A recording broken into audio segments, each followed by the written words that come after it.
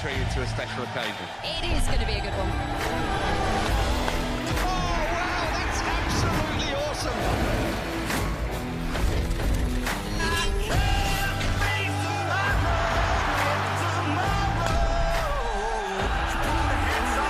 Welcome to the party. Oh, yes, that was pure box office. Good evening, folks, and welcome to live coverage of the final group game to be staged at the Curran Oval in this year's Vitality Blast. It's visitors, and they will be looking to finish their campaign on an upswing after what's been a frustrating run for them, which has seen them miss out on a quarter-final place. While the home side, of course, well, they just keep on rolling on, having clinched a last 8 berth on Sunday afternoon with a good win against Essex at Chelmsford. And they'll be looking to put on another good show for their supporters ahead of a quarter-final showdown which will take place a couple of months from now. Almost certainly they are already guaranteed a home tie as well. There is a murmur that perhaps it might even be Yorkshire that will be visiting South. But all of that to be revealed over the next 24 hours or so. The final round of games take place tomorrow evening as well. For now, we're here at the Curran Oval in South London. It's a beautiful evening as well, I'll have you know. And I'm here with Rana, as ever. And yeah, Yaz, this one, it's an interesting setup. There's not too much on paper, but whenever these two teams come up against one another, you can be guaranteed that there's going to be sparks flying. Hampshire, they tend to get a bloody nose when they come to South London, and they'll be desperate to try and finish this campaign on a high note. As for Surrey, and let's come to Surrey first, they got it done, didn't they, against Essex on Sunday afternoon? Yeah, mathematically, Surrey aren't quite assured of that home quarter-final, but they pretty much are. They require so come on, explain the permutations. Miracles. So, if you look at the table at the moment, hang on, bear with me. Surrey are 2 points clear of Somerset in second place and 3 points clear of Somerset in third place. And here is on your screen. So the top two positions get a home quarter-final. So for Surrey to not get a home quarter-final, they need both Sussex and Somerset to finish higher than them in the table. That means that they need Somerset need, obviously, to get a point or two this evening against Sussex, but because they're playing against each other, that makes it less likely that both of them finish on top, above Surrey. So you basically need a tie, because Surrey's net run rate is also significantly better than Sussex's. So basically, Surrey will have a home quarter-final. We're in miracle territory. Yeah, so it's wildly implausible, but not entirely impossible. Not entirely impossible. OK, I think we can probably leave that narrative alone. But you never know. Cricket is a strange old game. So Surrey went to Chelmsford on Sunday afternoon, and it was a tight one. I watched the majority of it, and the game swung one way and another, but Surrey in the end prevailed. And again, it's their big players, Will Jacks in particular. Yeah, it's been a very odd campaign for Surrey, because although they're top of the table, although they've only lost 2 games, it's not been a particularly smooth campaign in terms of personnel, because they had several players away for the T20 World Cup at the start of the season, then they've had injuries, changes to overseas availability, and then they've lost some guys to the test setup. They've used 23 players in the Blast group stage, and they've relied on different characters to get them through it on different occasions. And on this occasion, Will Jacks was absolutely outstanding. It was a very special knock because the rest of the Surrey top order didn't do a lot between them. So it was a knock that not only kept them in the game, but won it for them. Well, here are those highlights from Sunday afternoon's game. Essex against Surrey. Sam Cook then right arm over the wicket. This time, Will Jacks is on to the front foot. They bring him across to the leg, to the offside. Harmer bowls. This is swept. It's gone in the air. It's going to go all the way, as well as Test cricket. Well, Ethan Bosch is in once again. Sibley trays a very clever little shot, actually. In the it will just the 6 from it. Make that 10 because it's smashed back over his head for 1 bounce before.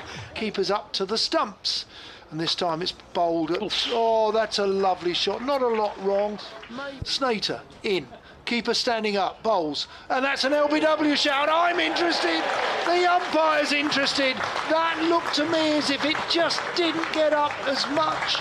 But anyway, Essex have got a wicket to Sam Cook's Trent Rockets. Oh, yeah, a couple of years ago. Nater in, slower ball. My word. Is there a bit of reverse swing? Boss short. Oh, and that is lucky from Jacks. How many runs have gone off the last ball?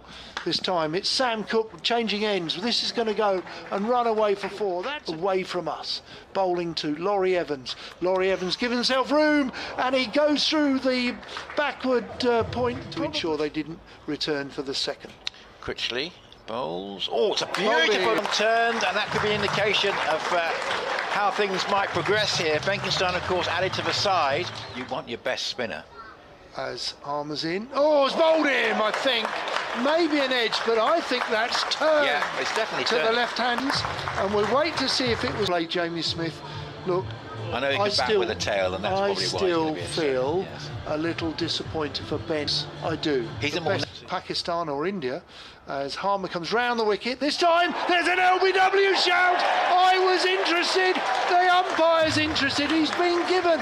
He didn't really come forward, did Sam Curran. Against Harmer, who's on a hat-trick, and I mean, looking at this one again, going round the wicket.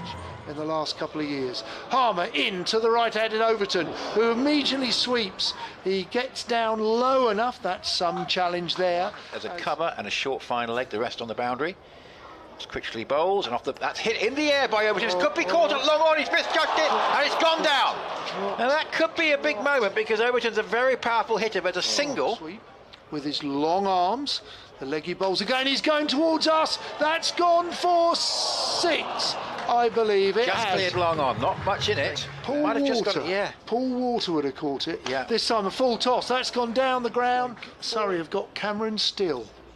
As this is lofted away down the ground. That's a powerful hit, but it could be caught at long off. And it is. So in comes Harmer. Harmer bowls a full toss. This has gone in the air. It's going to go for 6. In fact, I think it's gone for 12. I think we need a new ball. So, over 50% of the runs, and here's a very nice stroke indeed to cover. Doesn't seem to vary much as Walter bowls again, and that one's played away along the ground by Jacks, away for 4 runs. It's perfect. So nicely bowled, Matt Critchley in once again, and that's a little bit shorter and punched away. Here's Benkenstein again, but this is a big clubbing hit. That's gone a long way. That's slamming it down the ground. Big 6 over long off, and he's gone for another shot down the ground here. This will be 2 bounces, 4. So in the end, nudging, I say, ahead of Paul Walter in this competition. And that is absolutely nailed into massive 6. Just plays his shot so early. This time it's driven gloriously. 6. Yeah. How extraordinary 6 that was. I didn't think you could hit a 6. Now this could be out. It is out. Left arm from the Graham Gooch end, round the wicket. He bowls a full-length delivery, and that's hit straight to. Races away from us again here. Bowling from the Alistair Curran. That's swung away. That could be out as well. Walter round the wicket. This time to Laws. Laws looks to scoop. He does. Interesting, he was running down the wrong side of the strip, but fine. This is played in the air. That could be out against Australia in September. Cook is in once again, and that's a full toss that is clipped over very nicely for 4. And I am sure he will play for England this summer. Sam Cook, that's a full toss, and that is thrashed through the covers. And there's a lot of pressure on T20 bowling. Cook in again. Oh, and that just stops on the batter, who gets away with one. He gets a leading edge that just loops up towards extra cover. He can't. Yeah, off Tom with the Curran test team. injured, broken arm, I gather. Yeah. Curran in bowls. This is into the leg side there. Look, this is going to run away for 4. Almost level with the flat. He's just behind square now. Curran in again. This is driven into the off leg side. Well, it is Dan Worrell who will come in, and that is punched away by Rossington. It'll be interesting to see, because they've gone with a mainly pace attack, and that is lashed through the covers again. Point or win, and they're fine.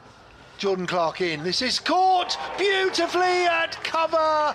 It's Laurie Evans who dives and takes it off, really diving forward at ankle height or even shoelaces from a height. 5 for 1. He's on strike, and he plays a shot typical of the ones that he's played right through the campaign. A lovely pick-up shot.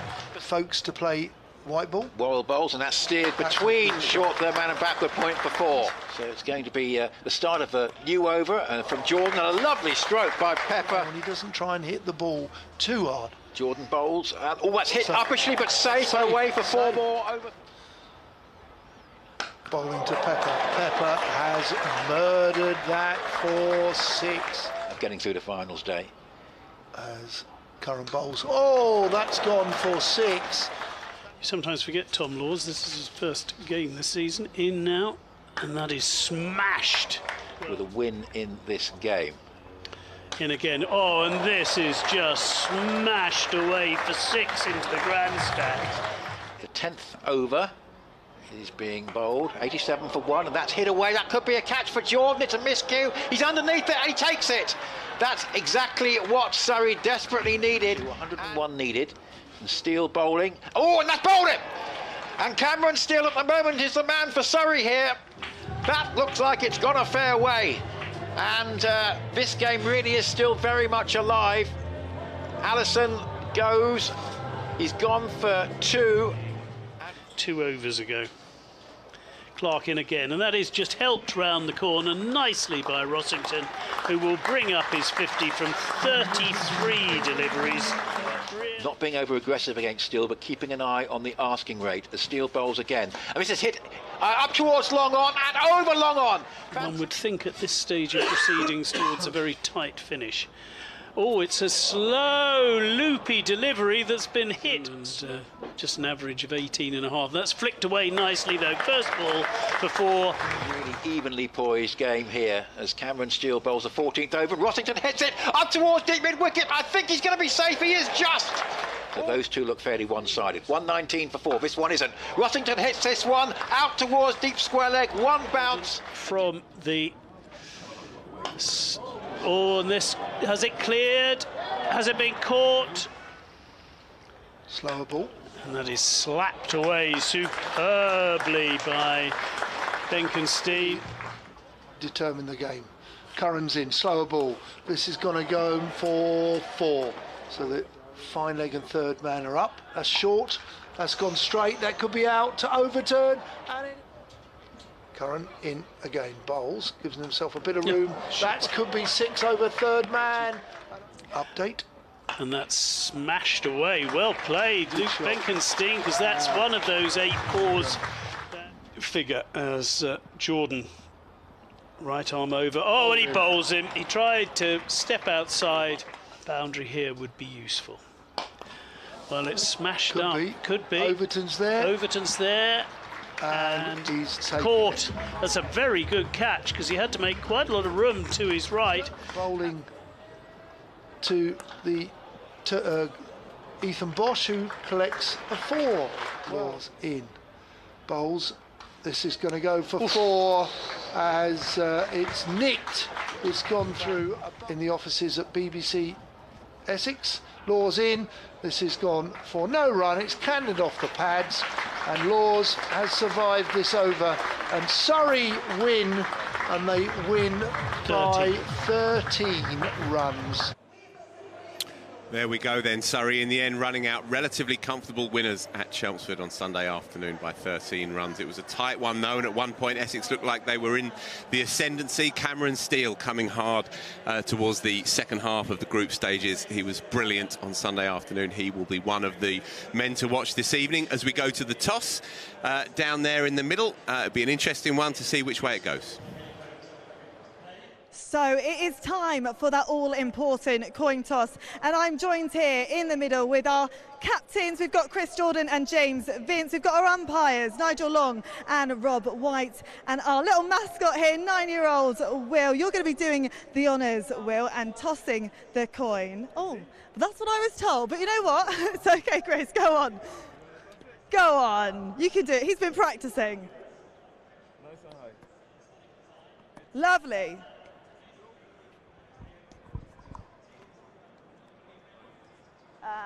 Okay. So Surrey have won the toss, and what's the decision, Chris? We're gonna have a bowl first. Have a bowl? Yeah. And what's the reason behind that? We just want to have a chase tonight. Obviously, it's a decent wicket. We got a little short side to the left side as well. So, yeah, want to put them into bat and try and restrict them. Awesome, don't go anywhere. I'm going to come straight back, but I do want to have a quick chat with James. What do you make of that decision? We were going to bowl as well, but looks a decent pitch, bit of grass on it, normally quite a high scoring ground, so yeah, hopefully we can post a good score. Have you got any team news, anything you want to fill us in on this evening, James? From our last game, John Turner comes in for Chris Wood.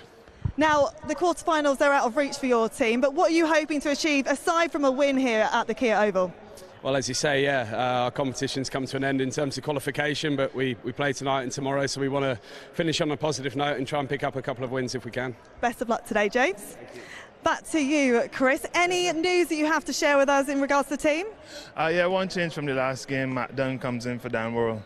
We've got a full house in this evening. How much are you looking forward to a potential quarter-final? How much do you want that? Yes, obviously it's the first goal for the team when we set out at the beginning of the season. So tonight is no different, and hopefully we can put on a show tonight for a full house. Best of luck. Thank you. Thank you for your time. So there we have it. Surrey won the toss and they've elected to bowl. The first ball will be at 6:30. Thank you, Ashley. Yeah, OK, so Surrey win it, and not surprisingly, they're going to have a chase, yes. Everyone has a chase when they win the toss here at the Kia Oval. This time, I think the reasons were less data-led by Surrey captain Chris Jordan, More who vibes. said he just wanted to have a chase. More vibes and who tonight. could blame him? We've got a packed house here. We've got, 18 minutes to go until the first ball, and it's a very healthy crowd already. So today is predominantly about entertainment. I think there's some really fun cricketers from both sides. I'm really excited to see. One change for Hampshire sees John Turner, who's someone who I think a lot of people have. He hasn't actually played for England yet, hasn't played a lot of first-class cricket, but he's really highly regarded. He's someone who Rob Key name drops every time they talk about bowlers they're interested in. So he comes into the Hampshire side today. There's another young Hampshire bowler that people are excited about, Eddie Jack, 18 years old, England under-19s bowler. And that's just from the visitors. And the visitors, I think, will be really interesting to watch because they are probably the most consistent side in the Blast 2024 aside, really. So the last 14 years of the competition, they've got to finals day, not just the knockouts, finals day 10 times. So it is a real surprise that they are out the running this early on. And teams have blips. They've probably just had a blip this year. Slightly ageing side, but one that is more than capable of pulling off a big result tonight here at the Kia Oval. Yeah, it's been a lack of runs, really. But then you look at that batting lineup, and it's a quality pedigree batting lineup. Just running through it, just briefly, Vince McDermott pressed Joe Weatherly, Toby Albert to kick you off. That's a seriously good top five. Vince is perhaps the most consistent T20 top order player in English cricket over the last 5, 6, 7 years. Ben McDermott is a quality, proven overseas player. They like him a lot at Hampshire, but it's just not really happened for them. 4 half centuries across the course of this campaign for Hans, and so where they are normally so strong with the bat, it's just simply not happened for them. But as you say, there is quality there, and especially with the new ball. Now, John Turner, he's an unknown quantity to many, but not to us. We saw him this time last year, in fact, in the early stages of last year's tournament, and he came in on a Sunday afternoon, and we'd heard the name without having seen him before, and he bowled fast out there. And it was one of those statement performances, I thought. He's kicking around the England setup at the moment. He's had his injury problems. He's back into the side tonight. And what we've seen throughout this tournament is that if you have pace, then this pitch is the pitch for you. Yeah, it's a good wicket, and we've seen Surrey bowlers, for example, like Spencer Johnson, who's not involved in the second half of the group stage, really enjoy the extra pace that this Kia Oval wicket has, because if you're on song, bowling with rhythm, you can get it really through, you can hurry even decent players. So it'll be really interesting to see how John Turner goes. Another Hampshire name that I pick out is Tom Prest. Tom Prest, another former England under-19 player, only 21 years old. He's played a lot of first-team cricket for Hampshire, and you've seen that he's got immense potential. He's someone who's really highly rated. He played England Lions cricket when he was 19 years old. I think he captained England under-19s when they got to the World Cup final in 2022. That was a side with Jacob Bessel, Rahan Ahmed, etc., etc. So he's another one I'm really excited to see tonight. OK, a litany of stars, of course, in the home side. None bigger or more in the ascendancy than Sam Curran. He spoke earlier to Ashley. Sam, it's great to have you back playing for Surrey. How much have you enjoyed your few run-outs for them? Yeah, it's been great. Obviously love playing for Surrey, and nice to be back after a little break. So, yeah, feeling refreshed, and yeah, really nice to come back to a team that's been doing really well, which always helps. And yeah, great to be back for my first game at the Oval for the season. That brings me on to my next question. I was just about to say, your first game back at home. How much do you enjoy occasions like today? Yeah, it's special. It's a club I've obviously grown up at, and playing at a stadium like this, which is the best in the world, in my opinion, not being biased, but I think it's a fantastic ground, and I hear tonight's going to be a sellout as well, which is really special. And yeah, I guess coming back to all my mates at Surrey, and a place where I love playing and feel at home, so really excited. And a word on your opposition. You're up against Hampshire this evening. Obviously, their tournament's over in terms of the quarterfinals. You still very much are in the running for that quarterfinal spot at the top of the table, confidence running high. But what do you make of Hampshire? Yeah, Hampshire won the trophy a lot in the recent years, and they're a really strong team. Looks like this year they haven't won as many games as they like, but I know they'll be turning up tonight, trying to beat us in front of a crowd that'll be supporting us, hopefully. But no, they're a fantastic side with a lot of very, very special players. So yeah, really looking forward to it. There is a home quarter-final on the line tonight, should you win the game. How much of a boost would that be? How much would you appreciate that this season? Yeah, it'll be great. Like I said, I haven't really been around, but following the guys on the stream and back whilst I've been on tour and stuff like that, it's been great to watch. And we know we need to win a game or two before to get that home quarter final, which I'm sure all the fans and members and all us players would love to have. But yeah, I think we just got to focus on the first ball and play a really good game, and hopefully that will take care of itself. And how is the confidence in the team? Have you dared to dream? Could you lift the trophy this season? Absolutely. I think the big message is always take one game at a time.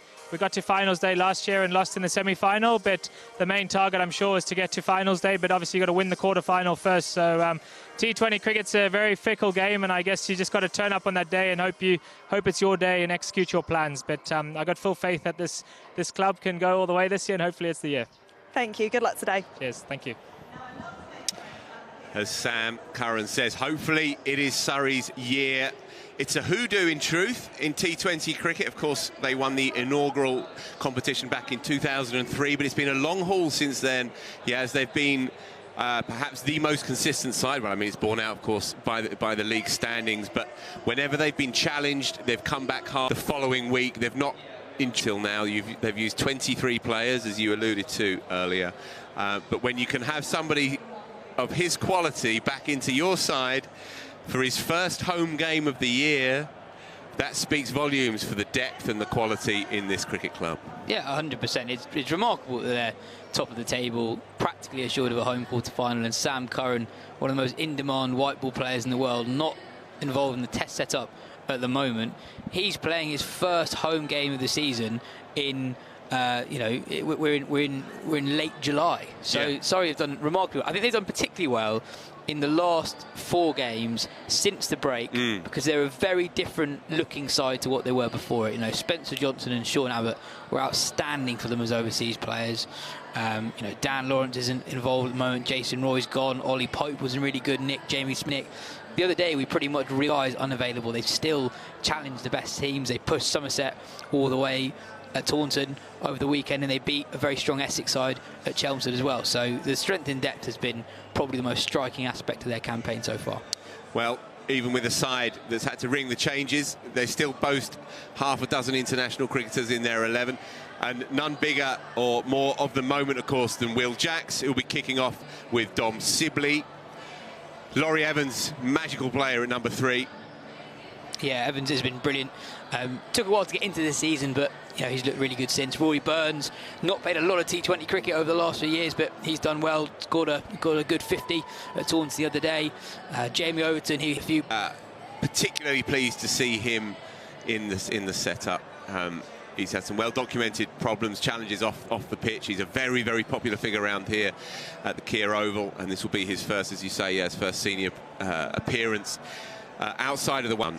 So it'd be great to see him. He's a very, very fine bowler. He's had his injury problems, of course, but he's fit and firing, ready to go. Part of the furniture here, really, at the Kia Oval. And yeah, as you mentioned, Cam Steele, who began involved in the 11 and then had a bit of time outside of the first 11 and has come back really strongly as the pitches have started to harden and dry out a little bit. He was the difference, I thought, against Essex on Sunday afternoon. So, as ever, there's plenty to get your teeth into with this varied and diverse lineup. In the meantime, before we get going, and we are 8 or 9 minutes away from the first ball here, we're going to take another look at the excellent VT we did with Spencer Johnson earlier in the summer, who really came from Australia to sprinkle a little stardust onto this Surrey side. Not that it needs it necessarily, but his particular brand of left-arm wheels was much in evidence early on in this group stage. A couple of deliveries stick in my mind. That ball to Ollie Carter to get rid of the Sussex opener with a banana ball, a boomerang ball, will stick in my mind. Anyway, here is that piece with Spencer. Get those big baby blues on the camera there, Bollywood. Are the microphones on yet? I'm looking at you. I am Spencer Johnson and I'm a left-arm fast bowler.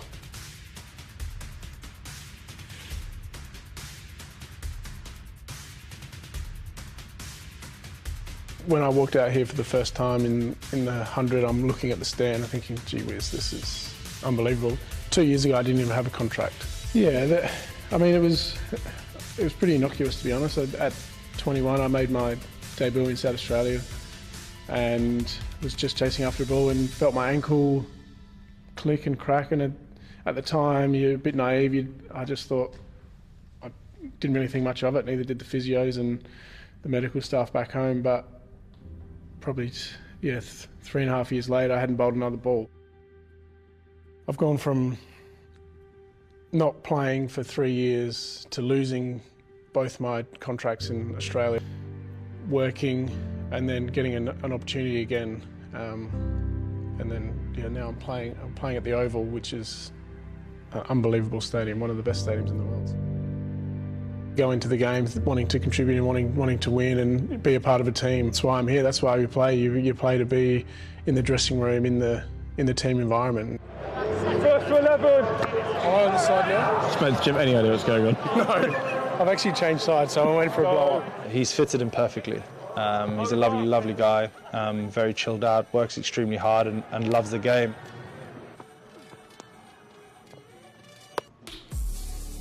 Quick, he definitely swings the ball, but he's got such a beautiful laboured approach to the crease, so he often lures you into thinking it's not going to be as quick as it really is, but he's right up there. What do you want? What? What do you want from me there? Do you want me to look busy, or you just want me to... Do you want to say anything to the camera? More than happy to. No words. So I just want to know how long you spend in front of the mirror pre-game. You just get out of bed, not a hair out of place. You've even got a little bit of character just coming out the front here today. So he's got to answer for everything, son. Blonde Travolta. Depends if he's wearing a crochet singlet or not. Depends if it's a TV game or not. Fresh beard, fresh cut. Oh mate, just look at him. Yeah, height, pace, left arm is always handy, especially in Wisden cricket. His skill sets are incredible and the bounce he gets is obviously tremendous because of his height. So he's got all the attributes.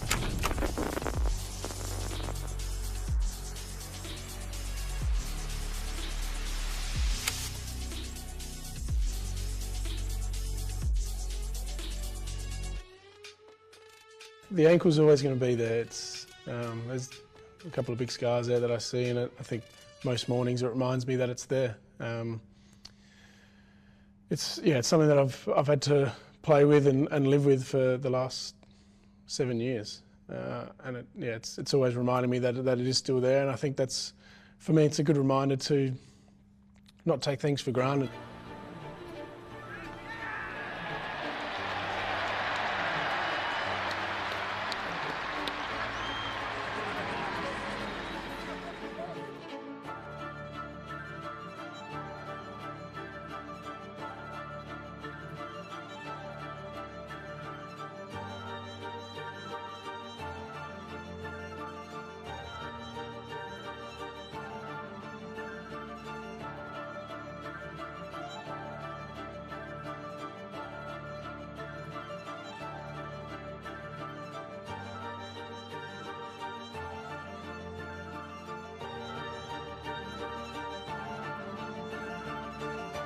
You've dreamt of it as a kid to contribute to your team winning, and the crowd cheering you and standing up and clapping you. It's something that I never thought would happen in England.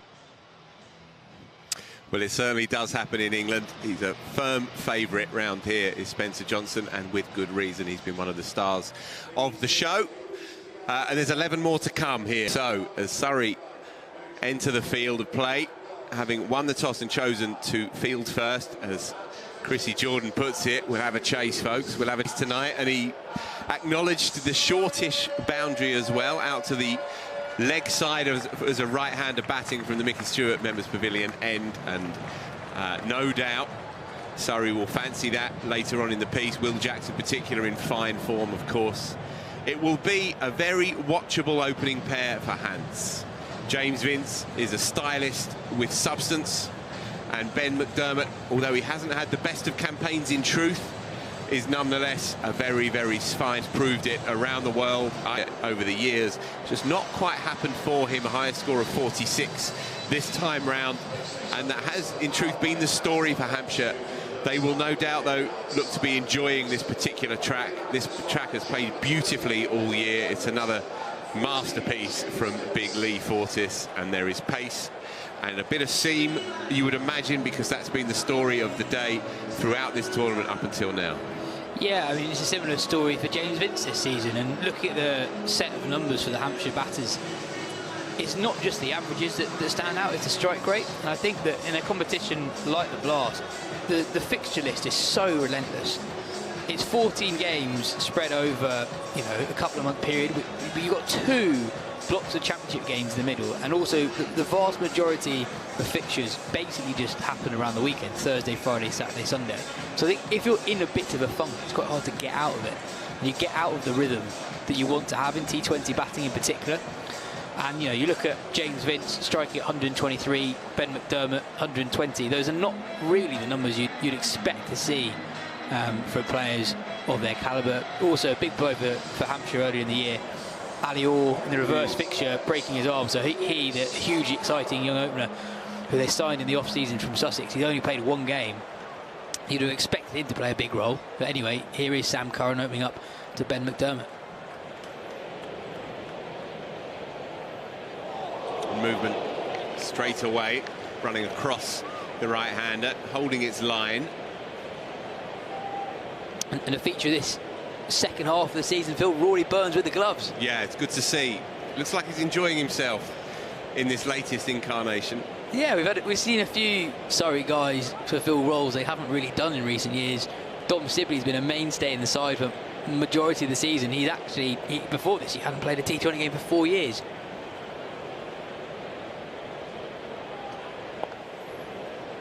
So, Hampshire and Ben McDermott are away.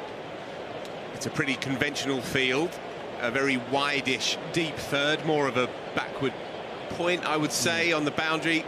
Jamie Overton out there, boundary for the right-hander, hitting towards Archbishop Tennyson School. So, it's a pretty conventional field. Chris Jordan calling the shots from mid-off. In fact, he's just moving Laurie Evans into second slip this time, so it's just ringing the changes early on after that little bit of seam movement first up.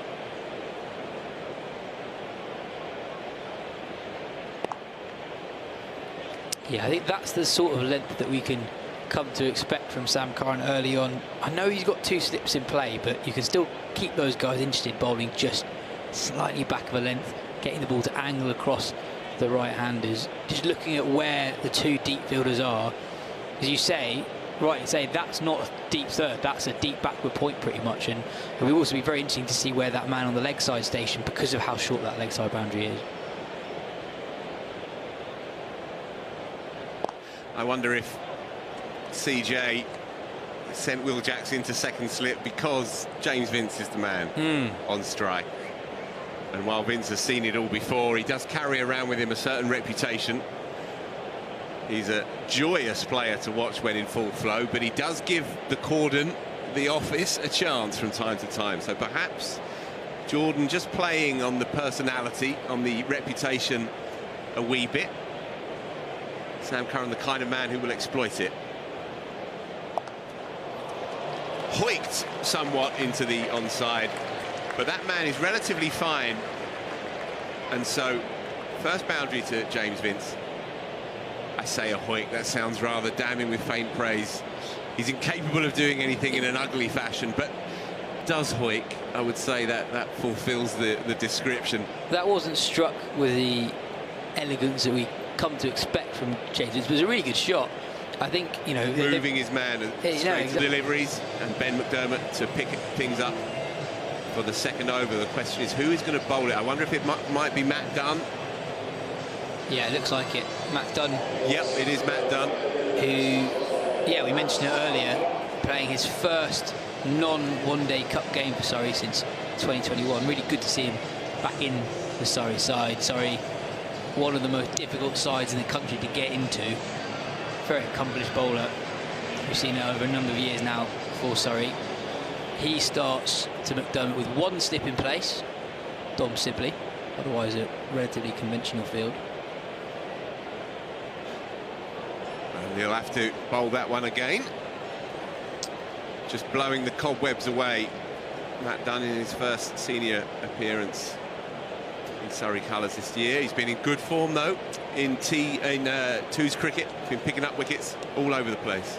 Yep, very much so. Just a quick shout out for something that Surrey are doing tonight. So the most eagle-eyed of you viewers would have noticed there are no pyrotechnics after those 2 fours from James Vince.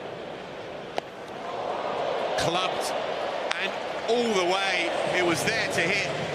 Ben McDermott is a strong, muscular player, and it's meat and drink to the Australian. It was there to hit. It was a drag down by Matthew Dunn, and it was clubbed all the way. Shortish boundary, still needs to be hit. Yeah, you've got 2 men behind square, deep on the leg side, so maybe he is thinking about the short ball, but he got his line all wrong. No one out on the boundary and the offside, so a risk-free shot really for McDermott. Much better. That's the line. Sorry, I was saying earlier the no pyrotechnics after any of the boundaries today. This is because this T20 is showcasing some of the sustainability work done by Surrey. Their goal is to be net zero in just 6 years' time, by 2030. Phil, you got some news from Trent Bridge. Yeah, England all out right on the cusp of the close. It's 416 all out. You've done settling into his work. Yeah, 416 all out. That will be the close of play, right on cue as the clock ticked over to 6:30. Shoaib Bashir gave Jason Holder his 3rd catch and Alzari Joseph his 3rd wicket. And so a typically rambunctious day really in England's Test cricket story. And of course, for anyone with a soft spot for Surrey, they will be particularly thrilled to see Ollie Pope returning to sparkling form. He's simmered away this season in red ball cricket for Surrey, but he's a top-class player, as we know. Nicked over the keeper, just got enough on it. It was an intentional shot, although I think not quite that fine by Ben McDermott. Certainly looking to ramp the pace of Matthew Dunn over the infield behind square. As it was, just eluded the reach of Rory Burns. Fan Smith wasn't playing up at Trent Bridge. He may have been able to haul that one in. Well, we talked about Dunn not quite getting his line right early in the over. He's got his line right there, really tucking McDermott for room, and McDermott very fortunate to just about get that over the diving right hand of Rory Burns. Pulled into the onside man underneath it. Jamie Overton takes it. Big hands, big man, very, very safe out there on the boundary rope. And Matt Dunn has bowled sharpish in this over and deserves it for the endeavour, for backing his instincts to bang it in again. He was planted over the ropes through the offside. Well, Ben McDermott trying to do the same on the on, could not clear Jamie Overton, who gobbles those up every day of the week. Yeah, it's a good catch. He had to be wary of where his feet were. But yeah, Matt Dunn took 2 deliveries to get his radar right. There's one ball down the leg side, then a short ball. There's a little bit too offside. But since then, he's bowled to his field. If you compare his field to the one that Sam Curran has at the other end. Matt Dunn's 2 men out. You're only allowed 2 fielders outside the ring in the power play. We're both on the leg side, both behind square. So very much challenging the batter. Go on, take the short ball on. And that's the bigger side of the boundary towards the gasometer. So it's really good bowling from Dunn. And also deserves credit for sticking to his guns, because it could have been easy to veer away from plan A given how those first 2 deliveries went. So full credit to Matt Dunn. He's got a wicket in his first over back.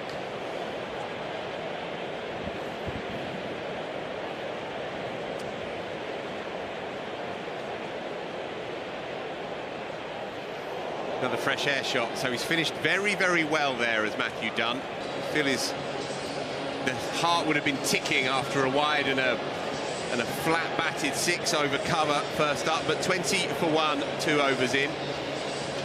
This one bubbling away nicely. Yeah, really, really big crowd in this evening. You were expecting either a sellout or something very close to that. People still filtering in post-work. But in that first over from Matt Dunn, you really see that it's such a hard team to break into. Matt Dunn, clocking low to mid-80s throughout that over. Really good pace. And dismissing an international player in Ben McDermott with his 5th legal ball. So, Curran to Vince, international pedigree, the 2 of them. And, yeah, Chris Jordan has seen plenty of Vince over the years because he is relatively wide himself at mid-off. And Will Jacks there is also quite straight on the drive at extra cover. That is Vince's area, of course, and so between those 2 they'll be trying to block that gap. Well bowled by Sam Curran, just taking the pace off, and Vince mindful of it. Yeah, and already we've seen not just 1 but 2 slips come out for Sam Curran. When he started with James Vince in the previous over, 2 slips were in place, but now just 1. Cam Steele is operating at, I would say, somewhere between a fly slip and a short third. He's finer than a conventional short third. You also have a man at backward point who's well behind square. So almost a ring field now for Sam Curran. Vince luckily picks up another boundary. Unconvincing though, that's 3 leg side boundaries now, and he's not found the meat of the bat with any of them. That one scuttles past his leg stump. The man up, of course, on the 45. So Vince will pick it up, but not yet found his rhythm here. Yeah, it's not a typical James Vince wagon wheel at the moment. All 3 boundaries coming through the leg side. That one, not how he would have intended to play it.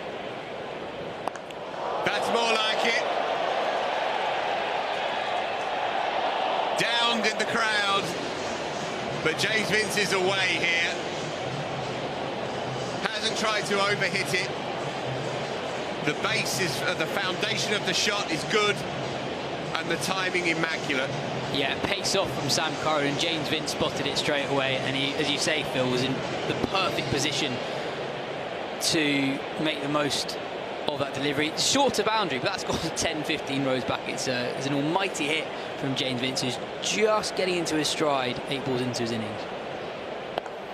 Cloth this time, but just shy, I think, yeah, just shy of the man at deep square. Well bowled, Sam Curran. That's what he's so good at, coming back from having been clobbered. He has such a great feel for a batter's intentions, and he's bowling there to his field because he's brought the man up from the offside into the ring and moved a second man out onto the boundary on the onside. Almost got his man. Yes, Tom Law's in the deep, but I wonder if he actually picked it up because he hesitated.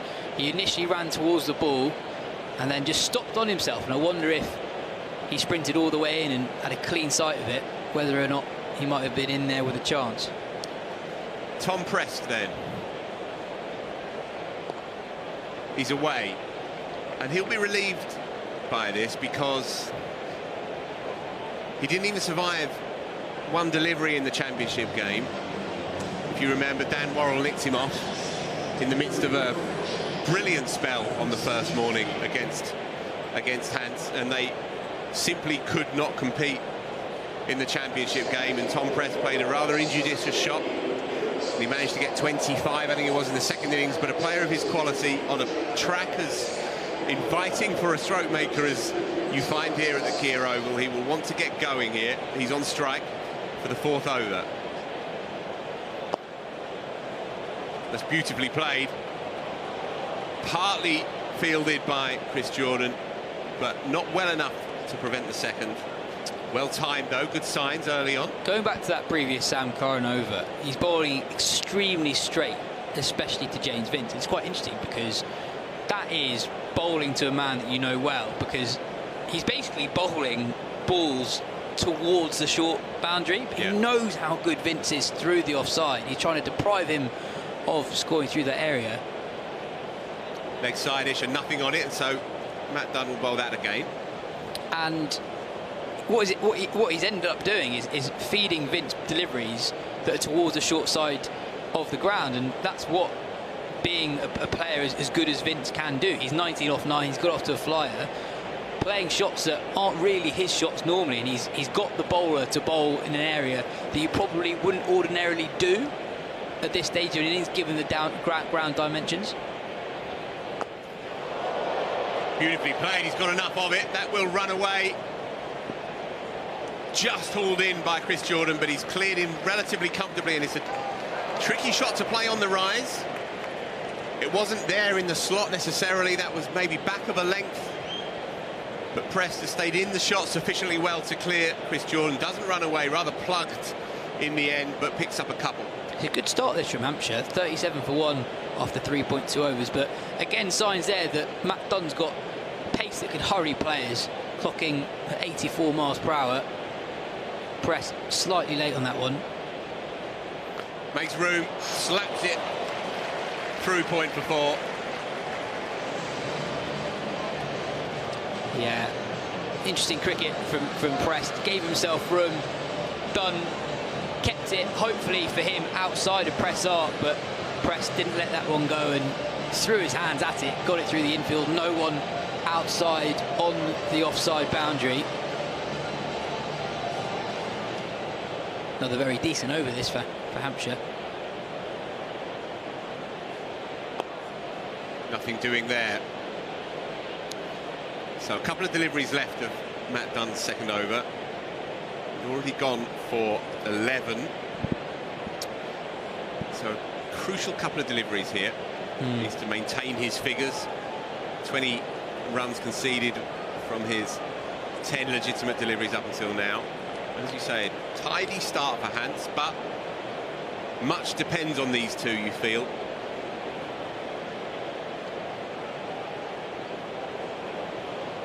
He's just lost his radar momentarily here. Should we talk about the awards, Phil? Yes, so this being the final group game of this run of fixtures at the Kia Oval. We've been fortunate enough, Yaz, to have seen them all. Bar, of course, the London Derby, which was abandoned in the end without a ball bowled. So we've not missed a ball. We haven't, actually. Might be gone this time, though. And is. Matt Dunn picks up his second. And Tom Prest has to go. It's a rather limp dismissal in truth. Tries to clear Jordan Clark at mid-off, but doesn't get anywhere near enough of it, and Dunn's persistence has paid off.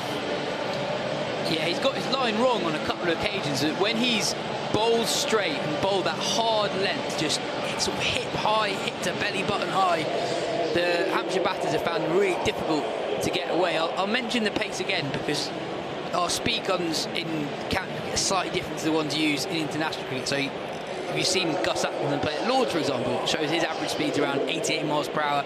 On our streams throughout the year, it's probably been a couple of mph below that. So Dunn hitting speed's not that far off what Atkinson has been managing for Surrey throughout this season.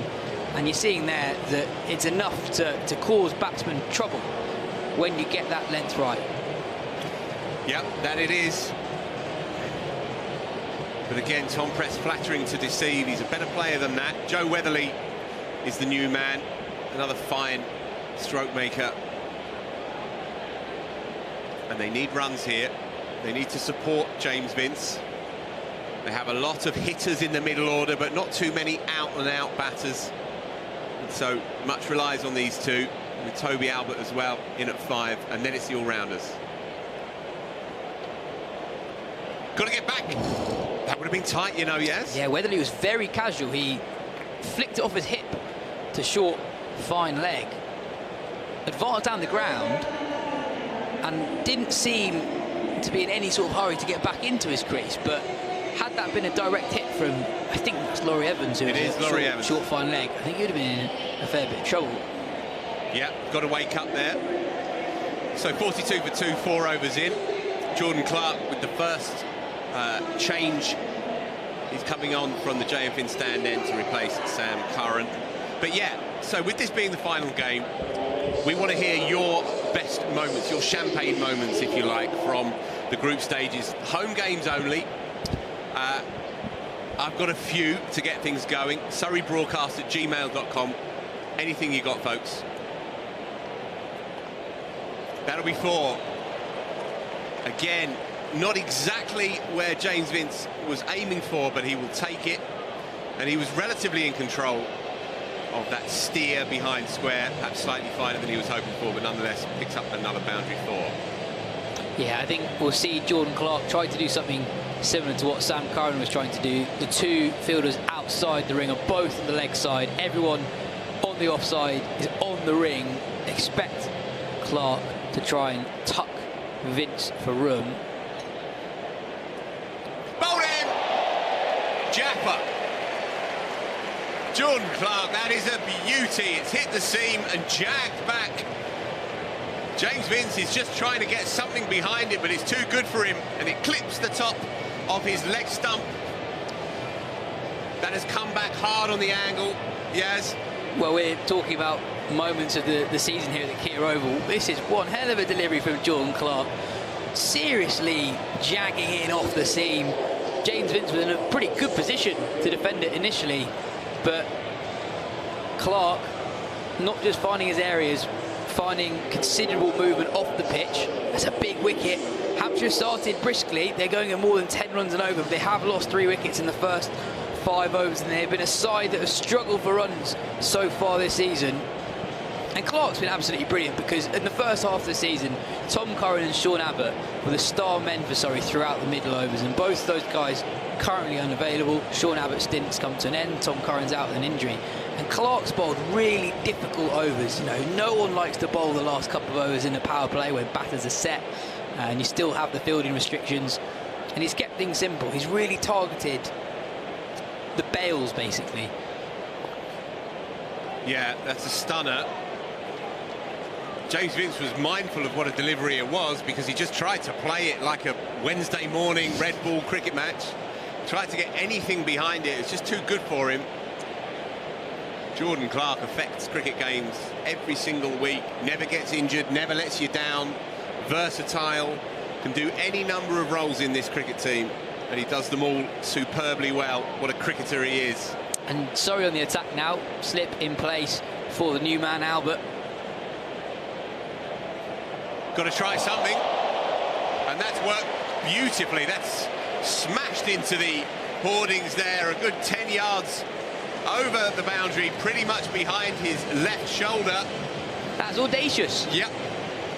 You know, you're 3 down in the first 5 overs, and you've given yourself room to try and lap it for 6. Second delivery, and he's, to be fair to him, he's completely nailed it. Yeah. And it's prompted a field change. Slips come out. We've got a man back on the fine leg boundary to protect against exactly that shot, but that is a short boundary. As a batter, you'll feel if you execute that shot correctly, it doesn't matter if there's a fielder there or not.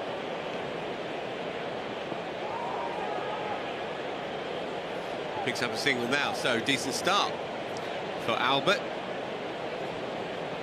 Just making his way in this Hampshire side. He's perhaps more recognised as a red ball opening bat at the moment. Made a 100, of course, against Surrey in that extraordinary red ball game earlier in the year. where Surrey went down to the south coast feeling very, very good about life and were turned over in an extraordinary game, really. They've played each other twice in Red Bull cricket this year, these two sides, and beaten each other by an innings. Yeah, Hampshire always there or thereabouts in every competition, which makes their campaign in the Blast all the more surprising as Clark completes that over an eventful one, 11 runs off it, as well as the important wicket of James Vince. Yeah, I mentioned it earlier in the show, they've got to 10 of the last 14 final stays. So for them to not even be in contention for the quarter-finals with a couple of games less is really, really surprising. The core of the side is broadly quite simple. I guess what you would say is some of the players who've been fundamental to their success over the years, Vince, Fuller, Dawson, etc., they're getting to their mid-30s, and maybe that core of players who are younger than them haven't quite taken on the levels of responsibilities as you'd need for that side to regenerate smoothly. An opportunity for Weatherly and Albert here. Chris Jordan's brought himself on from the far end as we look at it.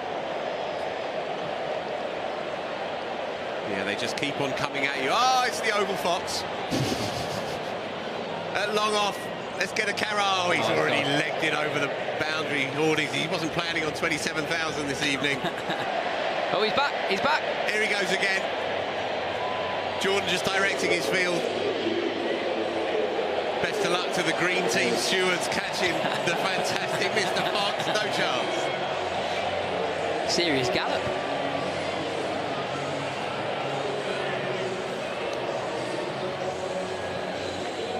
Yeah, for those of you who don't know, folks, that fantastic Mr. Fox runs the place here.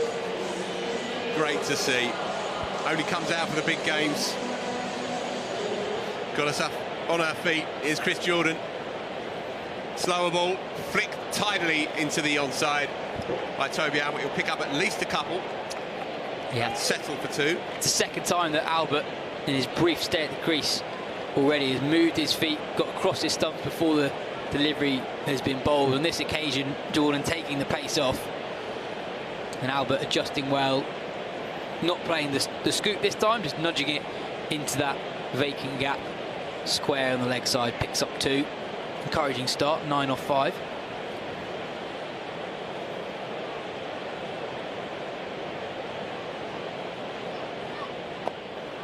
And that will be 4 more. He waited nicely on that, recognised that Jordan was just holding that back a wee bit, stays in the shot, cuffs it away.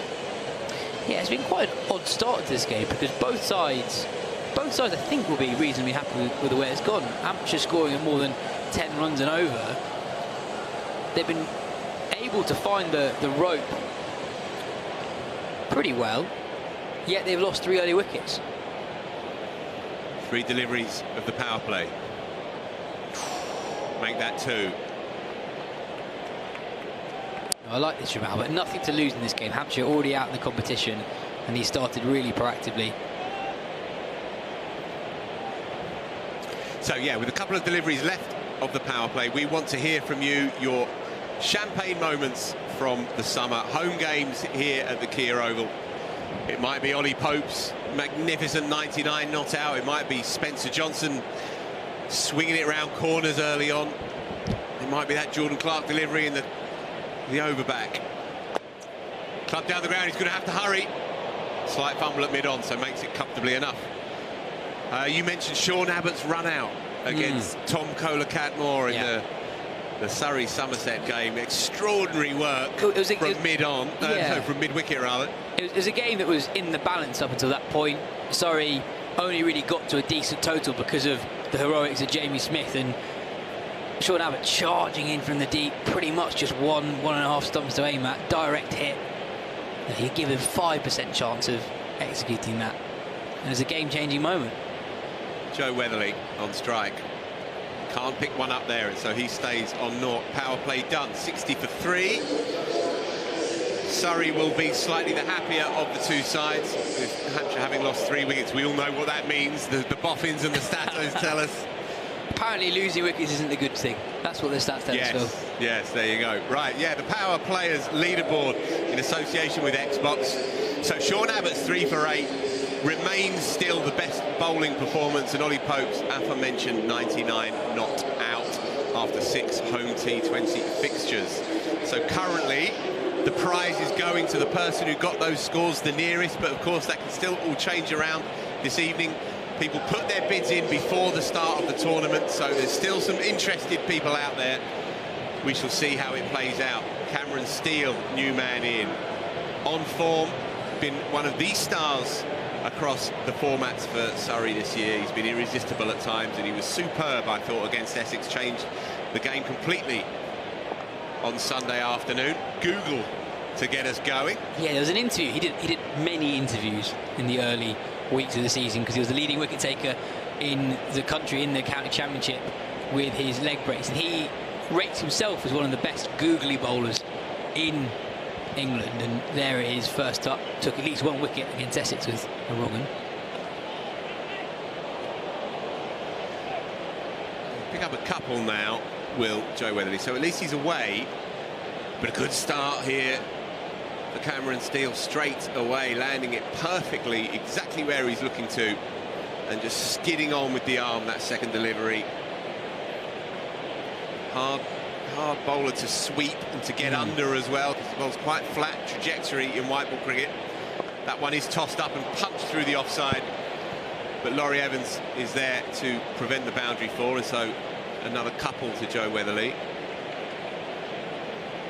Beautiful to watch though, leg spin in white ball cricket, particularly I find in T20 cricket when it's all solidified, it's focused into every delivery being an event. Does try the sweep, and he's gone. Couldn't get enough of it. Joe Weatherly did not really get going.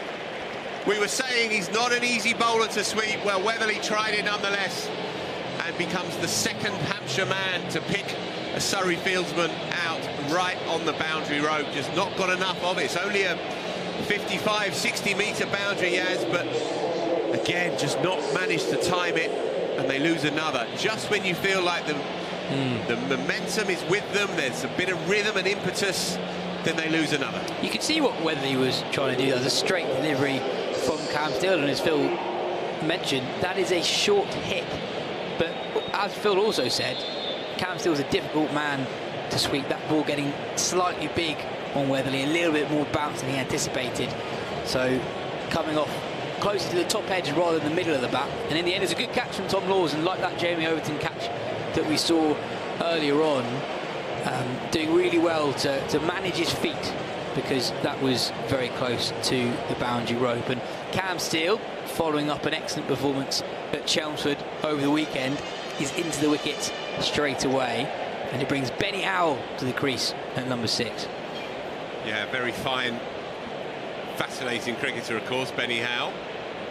He's down the track trying to make something happen straight away, but you can't help feeling, Yaz, at 6, that's a spot or two too high. And if there is a problem that Hampshire have wrestled with throughout this campaign, it's a lack of runs in the engine room. As you say, they lost Ali Orr, big miss. Punched tidily down the ground. And he is coming back for a second. Whoa, direct hit would have been close. Very, very close.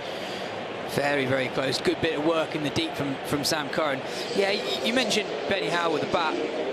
One of the few wins Hampshire have got this season, so just 3 wins for them so far, 3 no results as well that have sort of stemmed their momentum.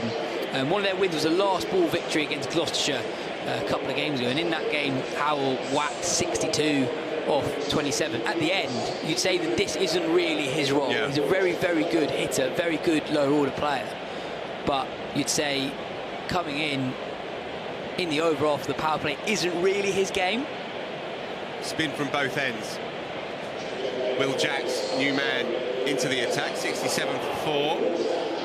Hands are in that classic position. How often do we say it about visiting teams who come here? Do you twist? Do you stick? Do you dare consolidate? Or do you just have a hit and hope for the best? Well, I've mentioned it a few times in the last few weeks, but the most impressive performance from a visiting team this year was Sussex, who've gone very well this season. They weren't in a totally dissimilar position to where Hampshire are now. They lost early wickets but were going at a pretty good run rate, and they just kept coming at Surrey. The run rate was always healthy, so when they were able to stitch a meaningful partnership together, they were able very quickly to take the score from around about par to one that was probably quite a lot above par.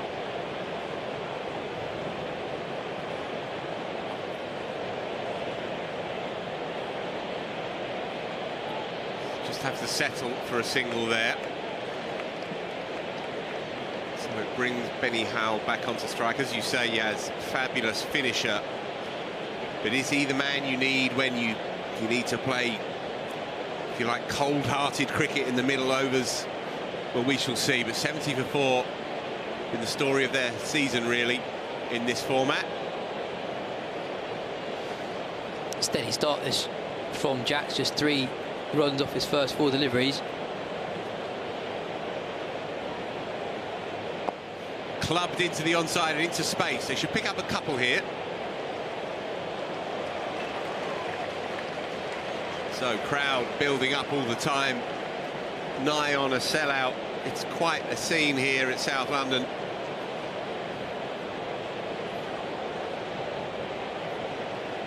There's a few good seats in this particular house, and a great burble and hum around the place as it goes, as Benny Howell picks up a single from the final delivery. 73 for 4, 8 gone. Over to Ash. Thanks, I'm here with Judy. Now, Judy, you've got some brilliant people here with the best seats in the house. Tell us a little bit about who you sat with. So this is some of the cohort from the new State School Sixth Form programme. They're lucky enough to have been drawn out the hat to come today. We've been looking after them for the last year at various schools, from Guildford to the school literally across the back of the J.M. Finn stand, and another Sixth Form college in Clapham, where Abdullah comes from. So he came on board last year, and in fact he's about to become the captain of the City Cup Surrey representative team as well, through his role within the Sixth Form programme. Amazing. So how can people find out a bit more and get their kids involved? So definitely go onto the Surrey website. Under the drop-down More, you'll find the Sixth Form programme, and within that it will show you it's a 2-part application process. For any Year 10s right now, this is the programme for you. We have an application form for you to fill in for the cricket side. Please do that now, because you will then get invited to trials in October, and then you choose your academic site. So there'll be 12 to choose from, so it should allow no more than a 45-minute journey for any student in Surrey to reach one of our state school sites. I would have loved this when I was at Sixth Form, so thank you for all the work that you're doing, Julie. I do want to just turn our attention to Kevin here, because you're actually one of the coaches as part of this programme. How fulfilling is it to be able to give back to the community? Yeah, no, it's really good. Obviously, being a state school kid myself and one of the other coaches, it's just been so rewarding to give back, and something I wish we had when we were younger as well. So, no, it's amazing. Amazing, guys. You're all doing fantastic work. It's great to speak to you guys. Enjoy your evening, OK? Give them a wave. Cheers, Ashley. Fabulous stuff. Thanks to Julie there in particular. What an initiative, what a scheme that is. Get onto the Surrey website to find out more. Reverse sweep this time and nothing doing, but you do join us with Toby Albert having advanced his score by 10 since we were last on, with a rather fortuitous back cut that Laurie Evans let by, and then a glorious bunt over straightish mid-wicket against a tossed-up Cameron Steele delivery that got the treatment. That's the biggest 6 we've seen this season towards that side of the ground. That was second and very nearly third tier. I know that's a slightly shorter boundary this week, but that went so far. And Albert, he's been brilliant. 16 balls in, 29 runs to his name. Yeah, and Benny Howell playing sensible cricket here, just knocking it into the onside. Doesn't have to do anything too funky at this stage, you would feel. The run rate is not too bad, yes. Yeah. 9 gone, 86 for 4. Yeah, they're doing well, Hampshire, and they're threatening to do with what Sussex did against Surrey earlier in the season. Yeah, just check on that QR code in particular, scan that QR code and find out all of this stuff that we've just been talking about, calling all cricketers, boys and girls, be part of a winning team on and off the pitch. Great choices of sixth form education. Learn about careers in cricket at the Kia Oval, not just playing, but you might be umpiring, administrating, all the fun of the fair here, and you can support your local cricket club training and practicing all year round. So QR code, get onto kiaoval.com and find out all about this sixth form state school cricket programme. It's excellent. Right, Tom Laws flicked tidily into the onside. Benny Howell will push hard, but he'll just have to settle for one. So it brings Toby Albert back onto strike. 29 from 16. He's needed this. He's been an innocuous figure, really, in truth, for Hampshire in T20 cricket this year. He's coming off the back of a quiet run as well, with a higher score of just 41 not out. A couple of binary scores in there, but he's looked the business here so far. 87 for 4, and he's got 29 of them. Flicks into the onside, more runs. Yeah, and we mentioned it earlier that it's not just the averages that stick out for Hampshire this year, it's the strike rates, and his strike rate is respectable enough at 129 this season, but you know, he's shown that he's clearly capable of going up through the gears, and it may be the freedom of this match, not having anything riding on it from a Hampshire point of view, unlocked something that we've not yet seen from Albert this summer, at least against the white ball.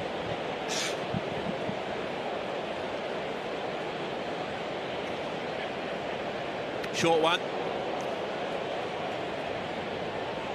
And it's a no ball. Umpires have called it.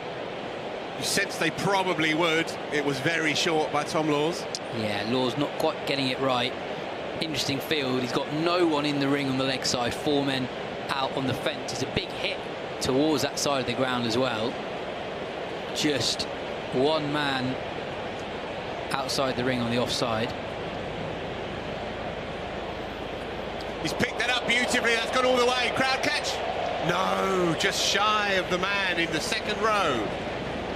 What a shot. Yeah, really clean strike from Benny Howell. Sometimes you can get overly fixated about short side and long sides.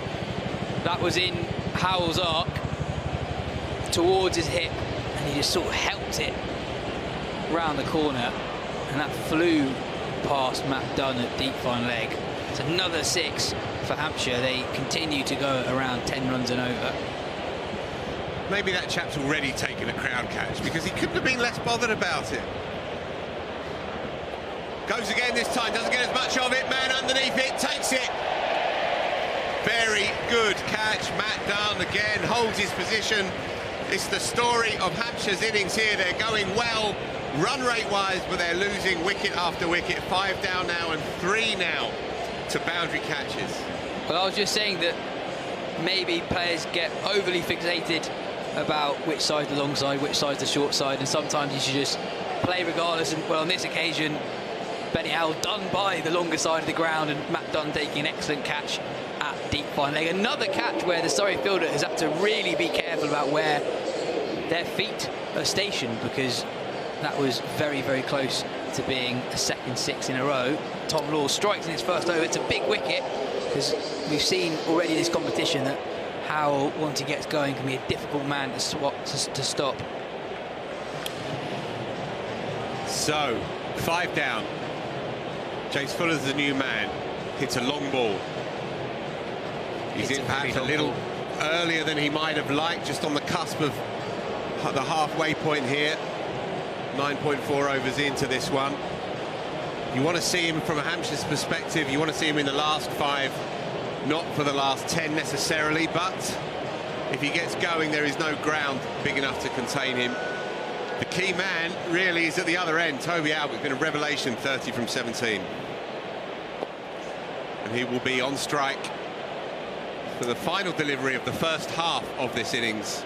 Just to play devil's advocate, Phil, Hampshire got Liam Dawson in, and Liam Dawson is the sort of guy you'd want if you wanted to preserve wickets, right? They made an active choice to keep Dawson below Fuller and Howell, it's almost as if they're saying, like, actually, no, we just want to keep going. We want to keep going, because our way of winning this game is by maintaining a rate of 10 runs and over, even if we're losing wickets.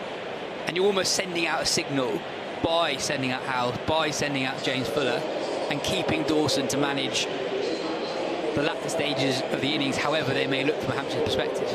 Yeah, well, it's front foot cricket. And tactically, strategically rather, it makes sense. Because you don't turn up here in South London playing against this cricket team, whichever version you're going to find is going to be a tough one. You don't win cricket matches against Surrey in any form, but especially in T20 cricket, by playing safe, sober, withdrawn, introverted cricket. So it makes sense strategically, but it's a gamble. That then, though, is the nature of this game. 10 gone. Swept into the offside by Albert. Cam Steele continues into his third over. On Cam Steele, I think he's a bowler who we're going to see really improve quite quickly in white ball cricket, just because he's a very resourceful cricketer who just hasn't actually bowled that much in T20 cricket before. And we've seen him make such strides with the red ball this summer. I expect him to do similar with the white. Well, I could not have been more impressed with him at the weekend. I know I've mentioned it a couple of times, but he really did change that game, and Essex were cruising it. Small ground at Chelmsford, and Rossington and Michael Pepper is in fine form. They were going like the clappers. Tossed up, pace off the ball from Steele, and Fuller drives for a single. And he picked up 2 for 5 in 2 overs. Changed the game completely. And they were legitimate wickets as well. They were good. He did Michael Pepper in the air.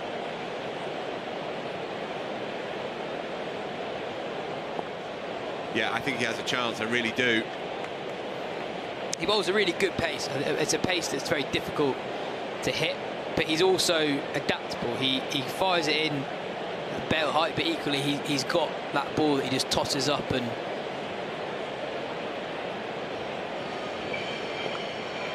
flatter again from Steele. So yeah, we are asking for your recollections, your champagne moments of the summer T20 series here at the Keir Oval. The Stewart catch. Who can forget the Stewart's catch? Tom Culcamore again on the sweep. Yeah. Fine. Picks out the man down here just below us, here in the J.O. Finn stand end. And he takes it as nonchalantly as you could possibly do, just like shelling peas. And then he tossed it back onto the outer. It's as cool a moment as I've seen in this ground in many a year.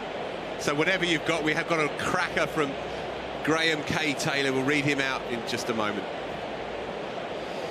Flatter again from Steele, and this time cut in front of square. Jamie Overton picks up but won't be able to prevent the second run. It's a good over from Steele, just 6 runs from it. A rare, quiet over in this Hampshire innings, 104 for 5 after 11.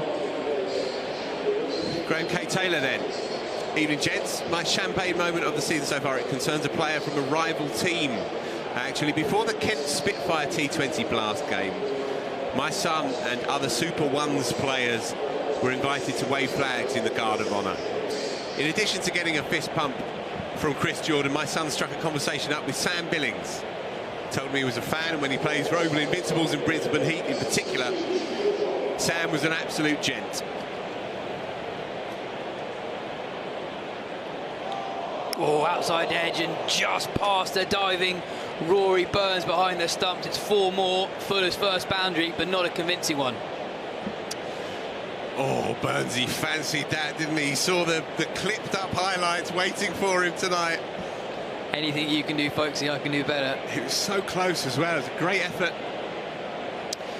Billings was a gent, says Graham K. Taylor, and he said he'd sign his shirt for him after the first innings, which he duly did, and had it sent up to the wheelchair section in the Galladari stand where we were watching. Lovely fella, Sam Billings, and one made-up Surrey supporter. That's a lovely message from Graham. A lot of people have many nice things to say about Sam Billings. Yeah, the cricket family in full cry there. And of course we'll be seeing him for Oval Invincibles when it all gets going again on Tuesday, I believe. Yeah, Tuesday. Starts very soon, 5 days away from the start of the 100. So we roll from a test match. We have a breather. No, in fact we don't. No, we don't. Monday night the test match could conceivably finish. and then straight into it on the Tuesday. Pace off from Clark. This is the stage of the innings that Clark has dominated with the ball this season. Initially it was Tom Curran and Sean Abbott who performed this role for Surrey, but neither of them have been available in recent weeks, and Clark, who's been outstanding, a real pillar of Surrey's success in the county championship over the last 2.5 years, he's really come up a level on the T20 side. Yeah, I loved that previous delivery, the slower ball, because it was flamboyantly slow. Slight back of the hand element to it as well, and you know, it puts me in mind of chap you spoke to this afternoon, yeah, it's Adam Hollyoake, who is now back on the staff here and has been working well with Jordan Clark. Touch of the Hollyoake to that particular delivery. Maybe it's rubbing off on him already.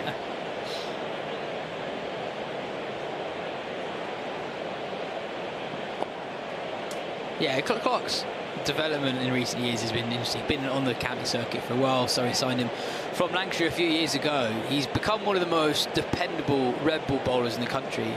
And what's been really encouraging in the T20 side this year is, with that slower ball, I think it really shows it, is that you can have your plans. But you've also got to think on your feet as well. And on that particular delivery, he saw the batter give himself some room and adapted accordingly. Oh, bowled him. There we go again. Jordan Clark using his skill, his variations, pace off again. Fuller trying to give himself room, trying to manufacture something because Clark wasn't giving him anything. Ends up in a tangle. And Surrey have their 6th wicket.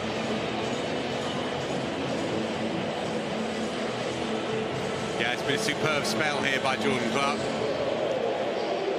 A bit of Hollyoake here, a bit of Jake Dernbach there, and a whole lot of Jordan Clark as well.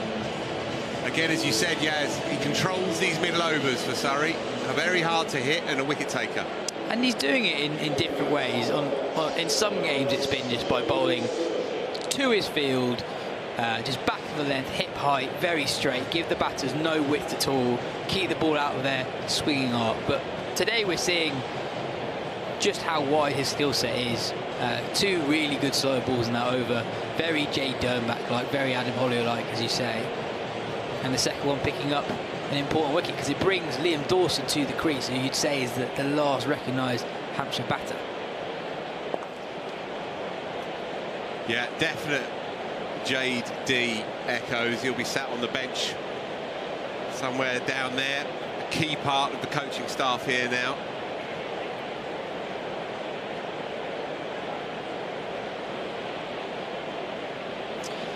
Still into his 4th and final over of the day. 1 for 26 so far. Very tidy figures. Yeah, it's a brilliant combination here, Steele and Clark. Tossed up, and it's a rare misfield from the Surrey skipper, Chris Jordan. Oh, direct hit. They'll think about another one. It's all happening, and they do get another one.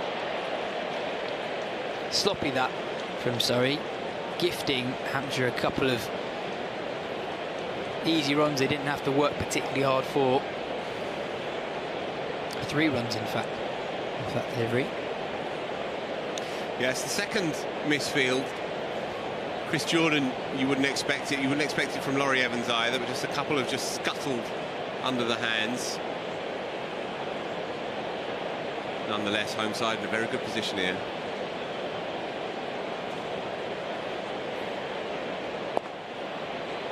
Pulled down the ground, doesn't quite time it. Good piece of fielding from Sam Curran in the deep. It's another direct hit, but Liam Dawson was safely in his ground. So yeah, Jordan Clark before this game, 8 wickets at 21 this season, going at just 7.26 runs and over. And given that brilliant, you're playing here at the Kia Oval, one of the best tracks in the country, that's seriously good going.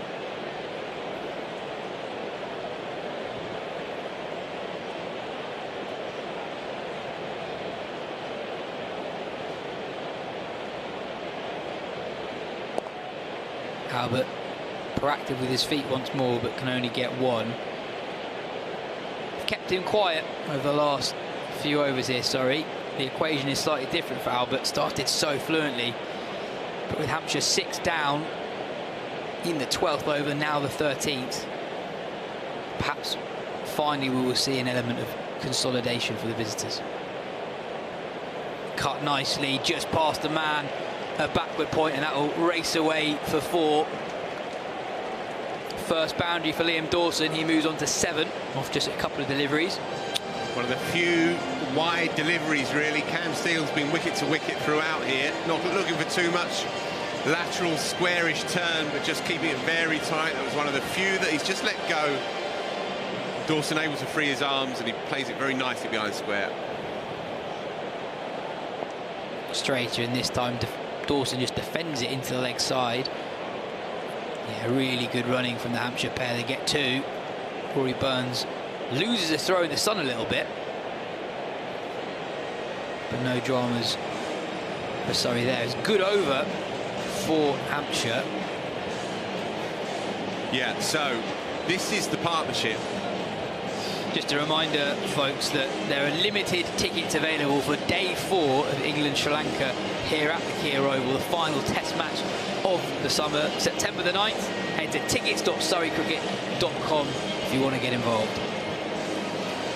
So on that then, Yaz, 4-1-6 all out, England on day 1, just another day of test cricket with this bunch. 50 odd up inside 5 overs, was it, I think, or 5 and a bit overs. There's Dern back on your screen. There he is. Jacks replacing Jordan Clark in the attack. Yeah, it's a weird one because on paper it's exhilarating, but watching it, it didn't feel like it. England scored so quickly early on. Ben Duckett, obviously in a hurry. One of several England players to look really good today. Chiefly Ollie Pope, of course. Surrey's Ollie Pope, registering his 2nd Test 100 at Trent Bridge. His best knock of the summer. I thought he played really well. Had a couple of chances, but towards the end of his innings, really knuckled down. And West Indies did well to fight back later on in the day, because at a couple of points it looked like England could have been on for a truly monstrous first innings total.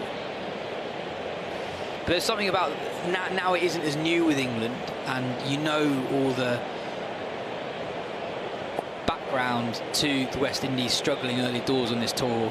Just a one warm-up game where several of their players weren't actually available for.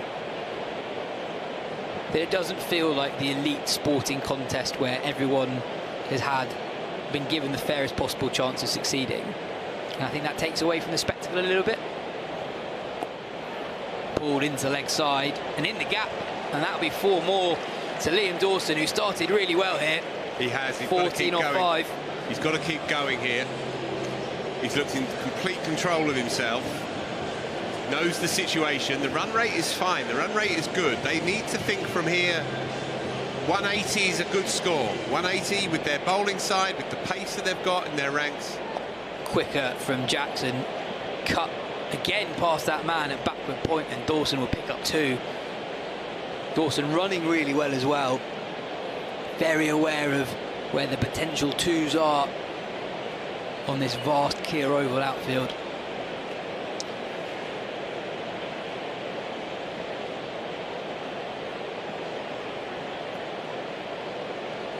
A single to finish. 10 runs off Will Jacks' 2nd over.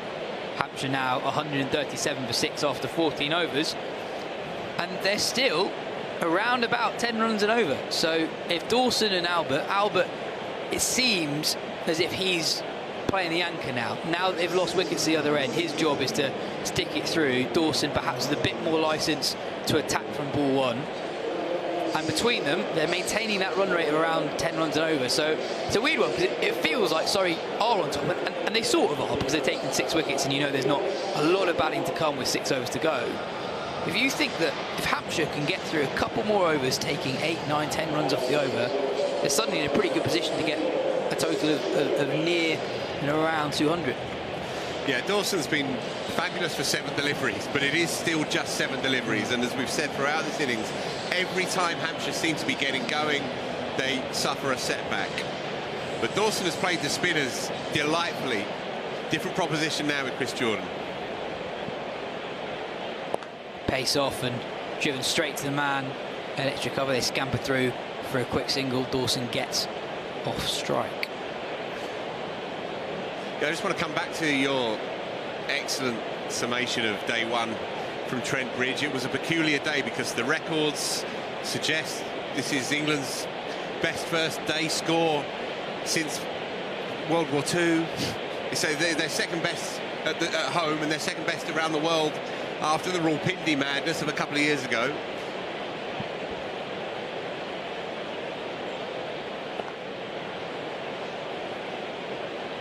And yet it felt oddly staid and slightly sluggish at times as well.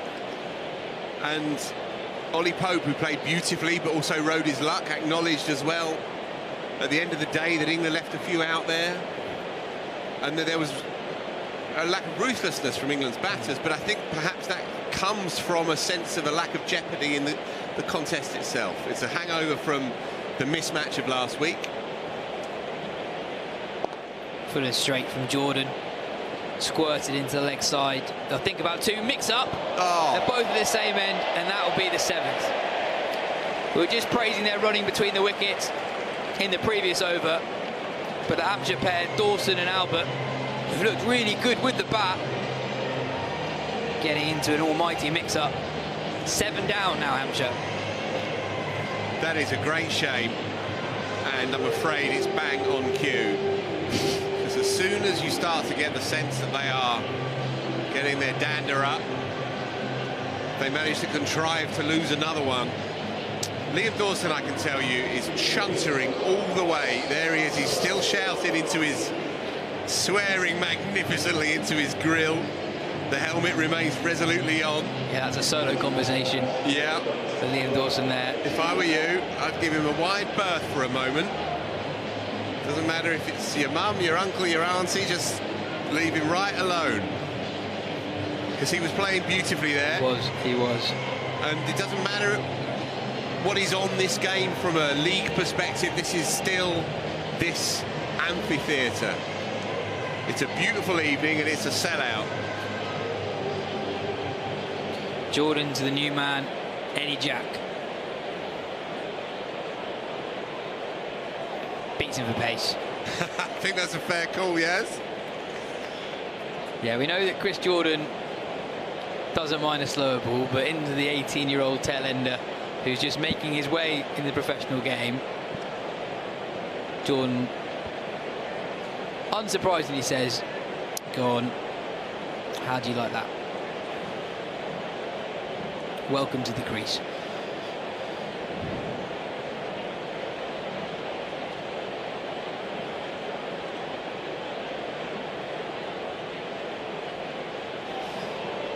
Beats him again. So if you're unfamiliar with Eddie Jack is just 18 years old, part of the England under-19 setup recently. He's played 6 list day games for Hampshire in the One Day Cup last year. This is just his 2nd T20 appearance. Made his debut the other night down at the Utility Bowl against Somerset. Highly rated as part of the England under-19 World Cup campaign early this year.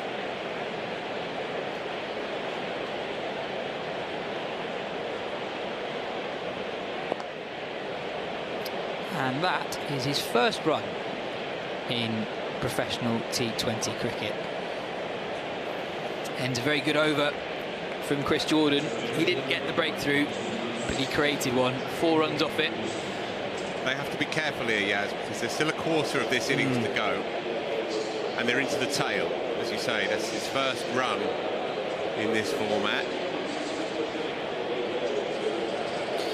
A reminder to join the Surrey WhatsApp channel. Scan that QR code and you'll be added to the WhatsApp channel for all the latest news, ticket information, the latest second glances, all of that stuff. Scan the code on your screen now to get involved. Change in the attack. Tom Laws coming in to replace Will Jacks. Eddie Jack on strike.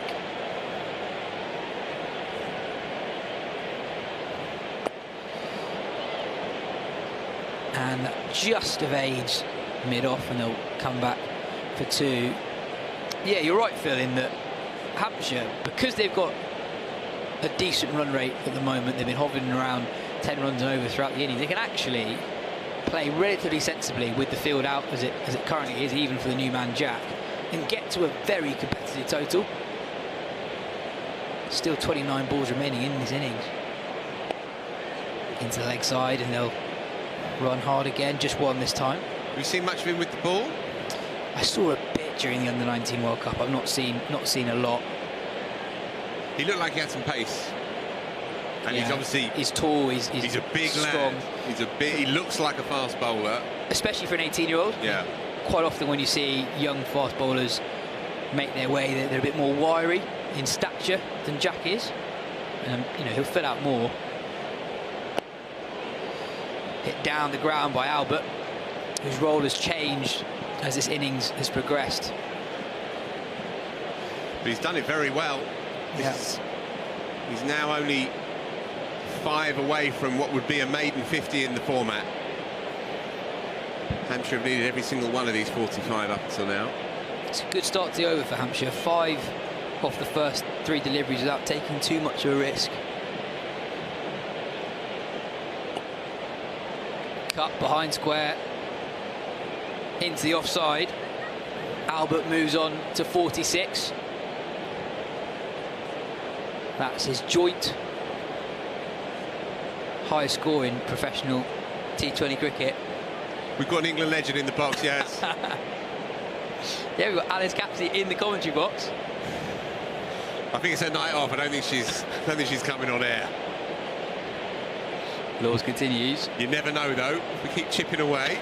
Might get for the finale of this innings. 1-4, 7 for 7. They come through for 2 again, and Jamie Overton showing a slight bit of frustration in the deep. I think because this is a good over for Hampshire. They're playing the situation well, not taking as many risks as they were earlier on. They've got to manage the end of this innings carefully because they are 7 down with a lot of balls remaining. They've eked out 8 here from 5 deliveries. Jack throws his hands in it. It's very well fielded by Cam Steele at extra cover. But they get through for another single. 9 runs off the over. It's a good result for Hampshire. Yeah, and they played that very well. The only airborne shot was the first, which looped over extra cover. They played that very sensibly indeed. 9 and over from here on in gets you up to 185-ish, 185, 190. So that's fine, that's good, that's plenty. Don't give it away at this point. One thing we can say about Eddie Jack is that he might just be making his way and making literally his first runs in the format, but he hits a hard ball. That has been lacerated to Cam Steele at extra. Yeah, you can tell that he not only he backs himself, but Albert backs Jack, in that Albert has been very comfortable handing the strike to Jack, even though he literally had never scored a professional T20 run before this game. You can tell that Jack has ability. Curran in. That's really good cricket. Yeah. Really good cricket from the teenager. Up against a man who 18 months ago was the player of the tournament in a T20 World Cup. Jack's reading the situation really well here.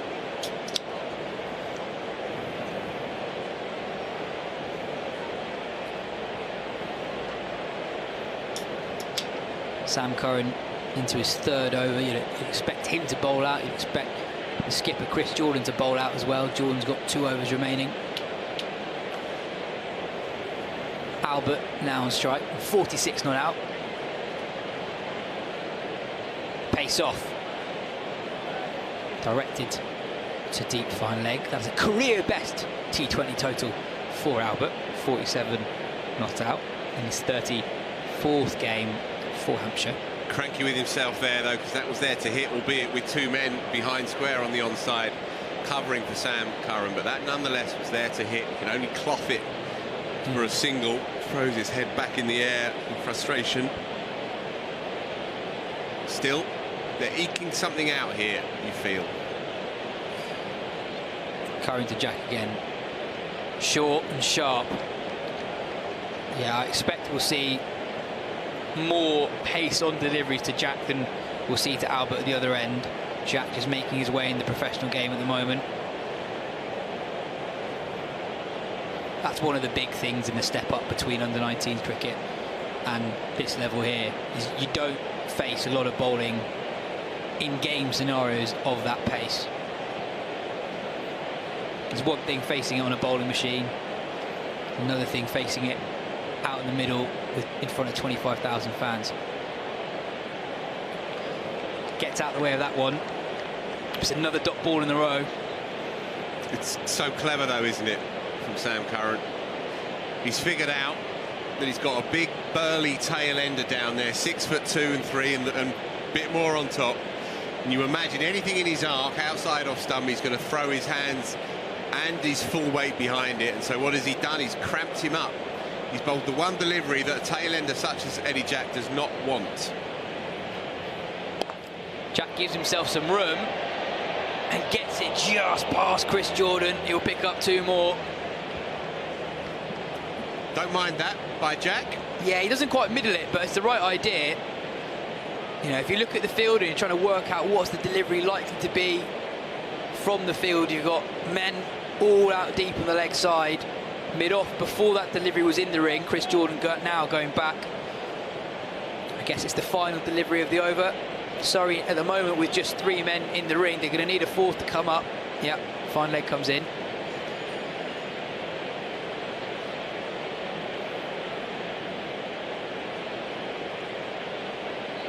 Pace off. And 4. Excellent. Really good shot from Jack. Gave himself room. Curran, for the last ball of the over, takes pace off. Goes away from what was working to the tail ender. And is punished. A welcome boundary for Hampshire, who escaped from that over, you feel. 4 of the first 5 deliveries, but 8 off it. Again, 7 down. You take that. They've had 2 good, risk-free overs. No dramas, and they've picked up decent tallies from both of them. Yeah, and a classy shot. OK, Sam Curran would like that ball back again for sure, but still, it's a classy shot. That's not a tail-ender's swipe, and hope for the best. Just shown in this little cameo of 12 deliveries here that Eddie Jack can play. Bit of early Stuart Broad in that shot. Yeah, good shout. Stands tall.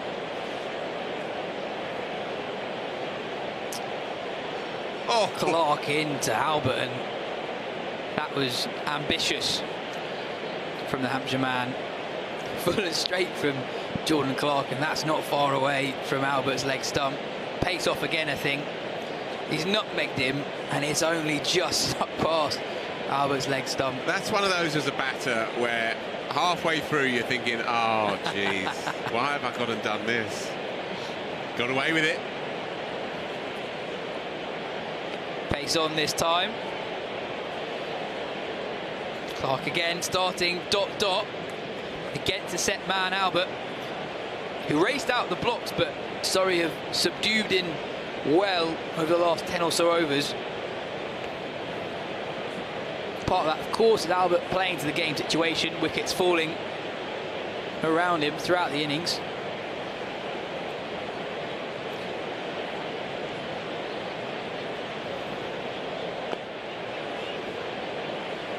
Nudged in front of square. They'll think about 2 before deciding against it. Albert on to 48 not out.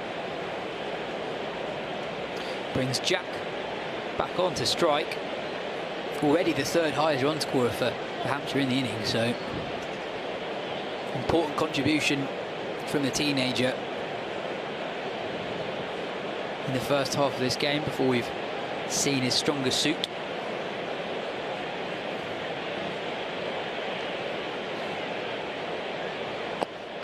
Down the ground, hit hard, but to the man, Chris Jordan at long on. Brings the end to an impressive cameo from Eddie Jack, who hung in there for his partner Albert. They put on 19 important runs, but Clark picks up his 3rd wicket of the innings. Relatively straightforward catch in the end for the skipper Chris Jordan.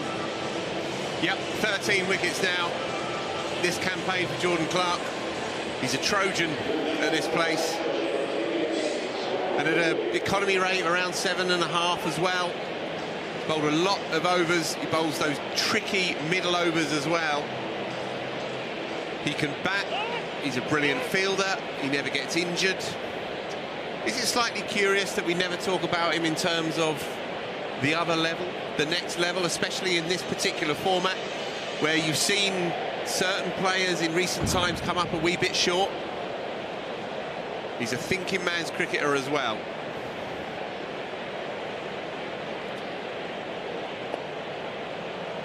Wheel off the mark.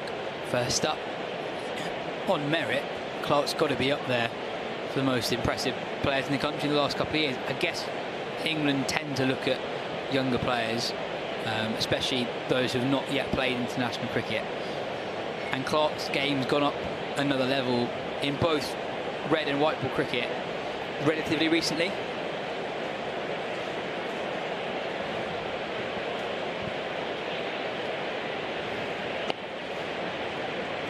Nudge into the leg side again. That was a strangely ambled single because there was a chance of a two there, and with Toby Albert on 49 now, but I guess final delivery of that 18th over, and so everyone happy enough with a single. It's been a very good knock, this. Just needs to find one more for his maiden 50 in this format. Yeah, just 3 runs off that Jordan Clark over. Look at those figures, 3 for 24 off 3 overs.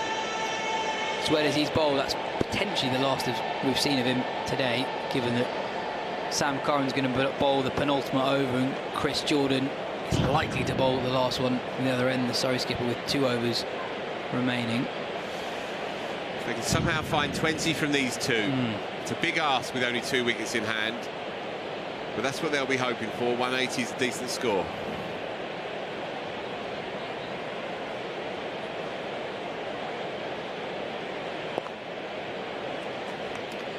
Yeah, what have you made of the pitch so far, Phil? It's a typical Keir Oval pitch for this particular format. Big Lee is a master now, and he knows exactly what is needed.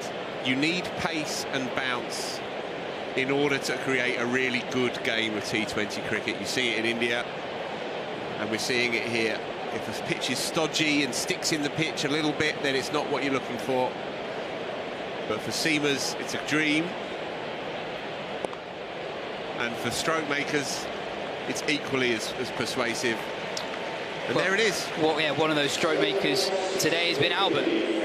Toby Albert bringing up his first professional T20 half century. Has been a really crucial knock for the visitors. The only Hampshire player to pass 23.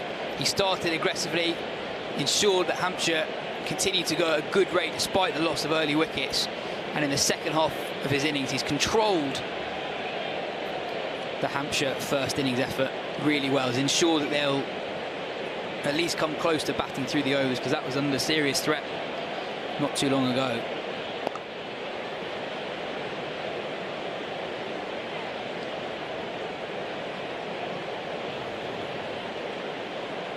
Yeah, he can't let it slip now. He has to say to himself, I need to win the last 10 deliveries or 9 deliveries. If he's not out at the end, then they should be up around 180. And considering they'd lost 3 in the first 6, then you definitely take that. Bringing the changes as well. Again, Sam Curran bringing the man up from deep square and moving Laurie Evans back to a kind of wide-ish deep third. So just 3 men now on the boundary on the onside. Pace off a hit over the man at mid-off. Bit of width from Sam Curran. Really well played from Albert, who's probably been, you'd say, more comfortable when the pace has been on today. But this time he waited nicely for it. Probably not the line and length that Sam Curran was going for. He's got protection square. Nothing really straight on the offside. Really good shot from Albert. He moves on to 54. Hooked towards the shorter boundary, and it's another 4 for Albert. 2 in 2 deliveries. Double bluff by Sam Curran, didn't come off this time. Brought the man up the previous delivery, bounced him, good for it, well played. Yeah, the shorter boundary, if you evade the fielders, you're going to be in business there. And really good cricket from Albert to respond to that bluff from Curran. Another field change. The man at backward square leg goes back to the fence.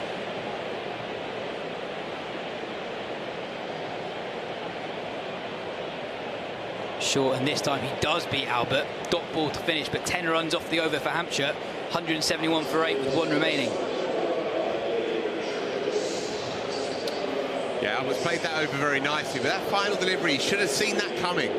You bring the man up, you move your man back to the boundary on the onside. Clearly it's going to be short. It's going to be sniffing around your throat, around your ear hole. Lean back, little angle across the face, send it over the keeper's head.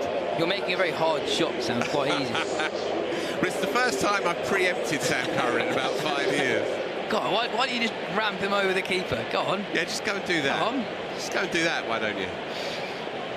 Anyway, he's not on strike coming into the last. Brad Wheel will be trying to...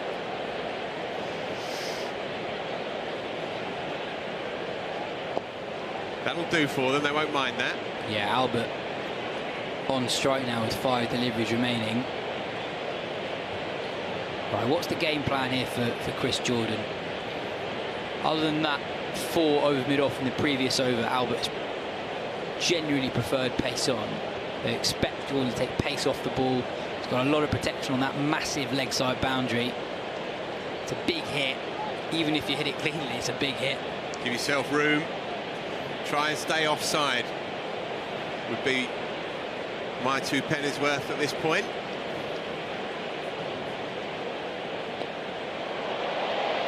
In the air, Jordan's after it, 4 safely. They should come back for 2, and they do.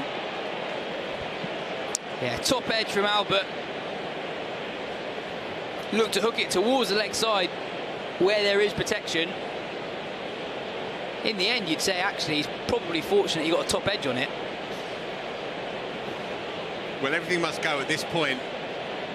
Nonetheless, I think the caddy move was to try and stay outside the line and access that shorter boundary on the offside. Even with the ball coming into the body, anything that you can manage to engineer might fly away past the men who are up on the offside. Making it sound like an easy game out there. Well, here's Jordan to Toby Albert, who's 16 on out. Looked to follow him, but went too far. Have to bowl that one again. 4 runs off the first 2 legal deliveries of the over.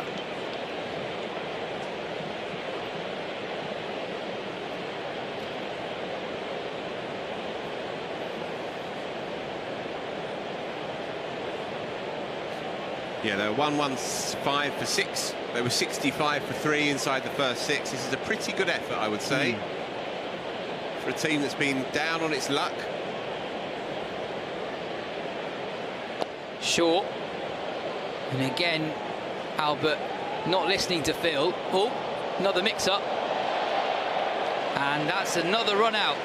Wheel wanted to come back for the second to try and get his senior man in the batting department, Albert, back on strike. But Albert turned him back and Wheel was left stranded. Hampshire now 8 down.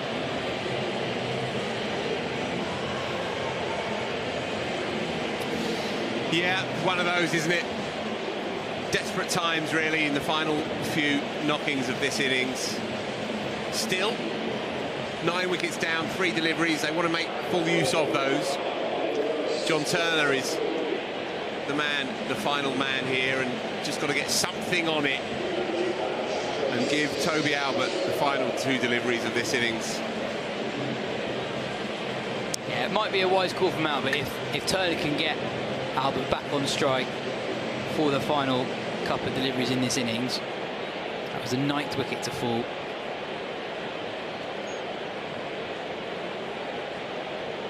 Expect Jordan to go pace on to the number 11.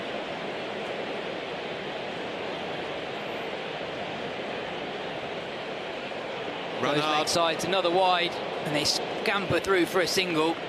Good result, that, yes. Very good result. 2 runs off it. Still 3 balls remaining in the innings. Hampshire now up to 178. It'll be interesting to see if Jordan goes short again, as Sam Curran moves in from deep third to short third.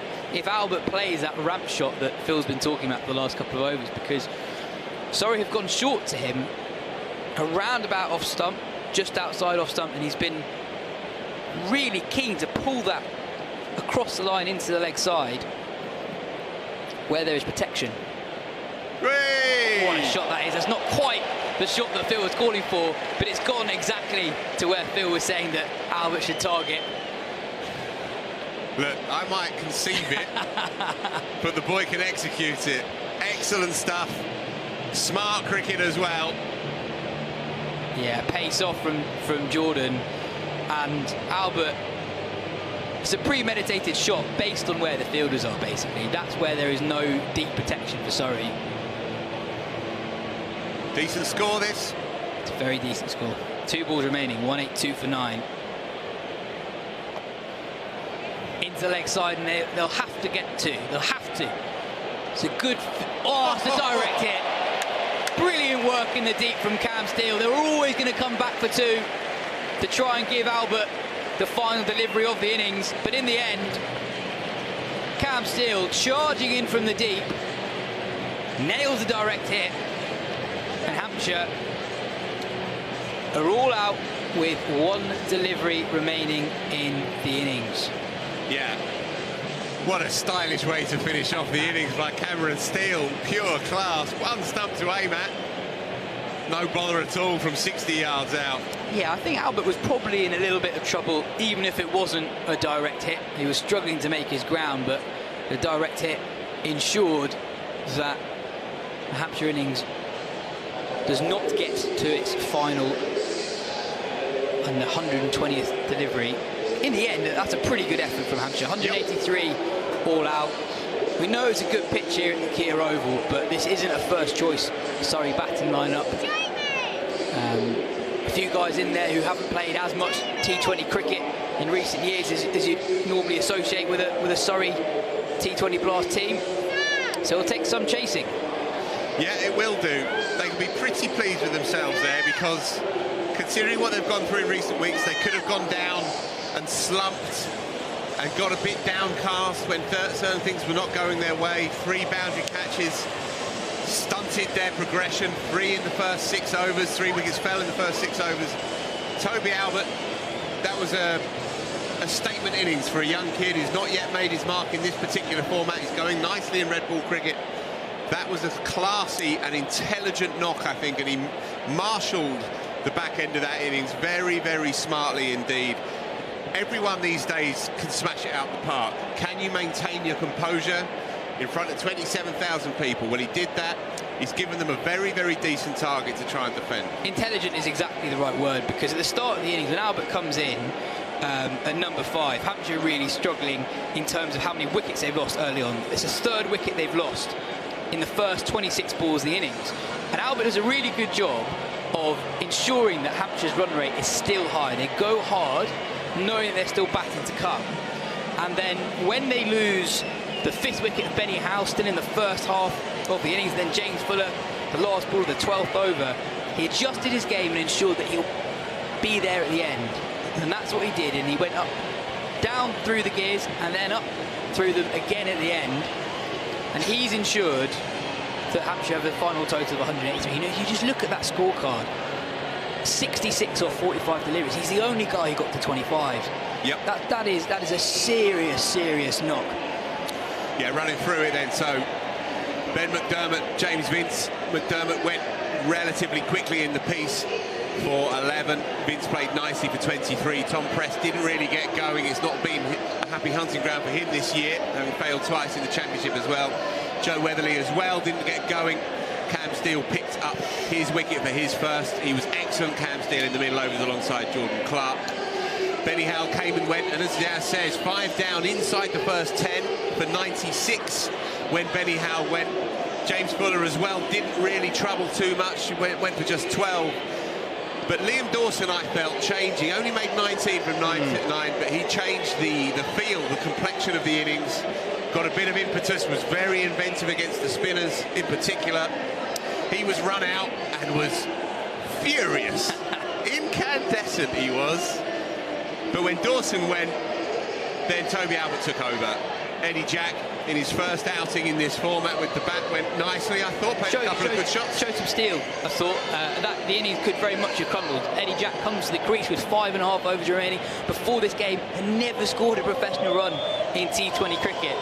He was beaten for pace early on by Chris Jordan, but hung in there and ensured that Albert had a platform to apply the final flourish. Just having a look at the bowling figures, Matt Dunn making his first T20 Blast appearance in a couple of years, bowled well with a new ball, picking up 2 of those early Hampshire wickets. Clark was the star man. He was absolutely brilliant, showing off his array of variations.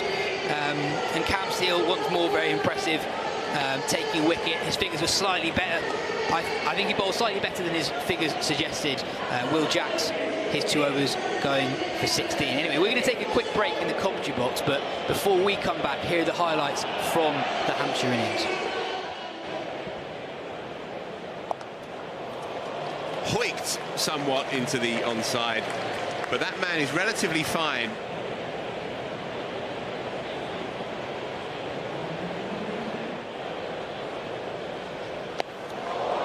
Clubbed and all the way, it was there to hit.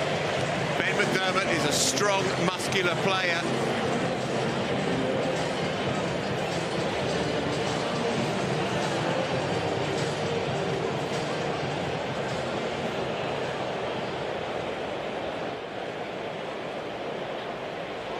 Nicked over the keeper, just got enough on it.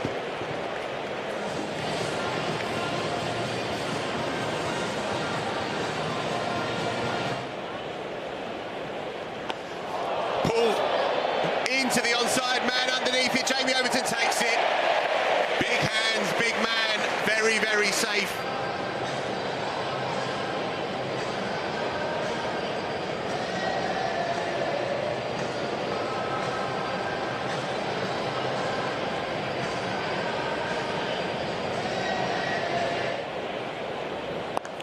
That's more like it.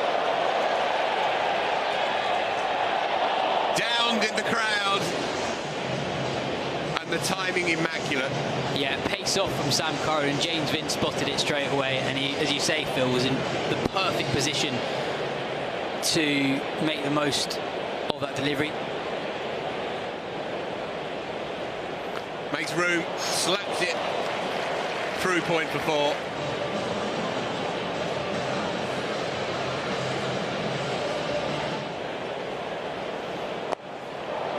Might be gone this time though.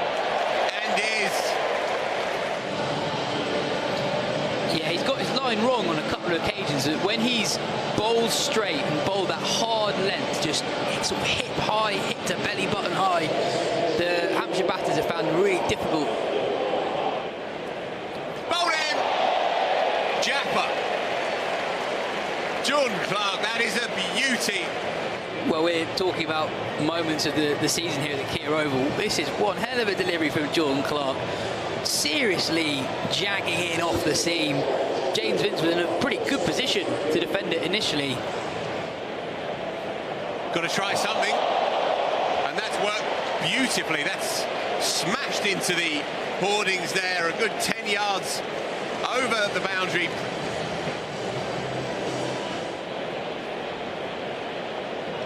Does try the sweep, and he's gone. Couldn't get enough of it. Joe Weatherly did not really get going.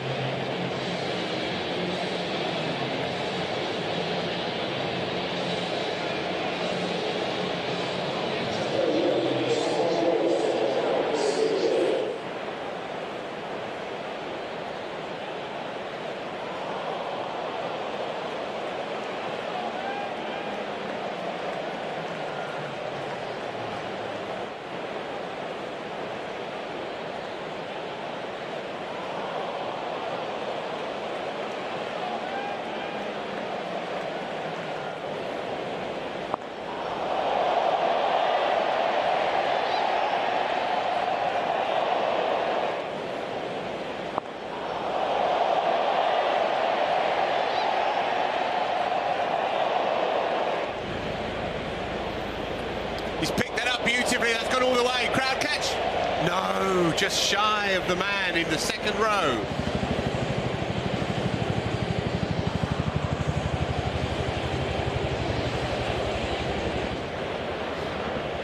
Goes again this time, doesn't get as much of it. Man underneath it, takes it. Very good catch, Matt Dunn again. Maybe players get overly fixated about which side's the long side, which side's the short side, and sometimes you should just play regardless. And well, on this occasion, Benny Howell done by the longer side of the ground, and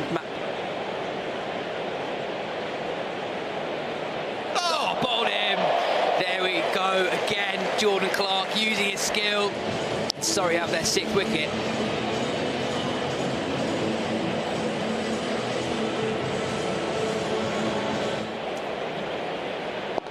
Full and straight from Jordan. Squirted into the leg side. They'll think about 2. Mix up. They're both at the same end, and that will be the 7th. We were just praising their running between the wickets in the previous over.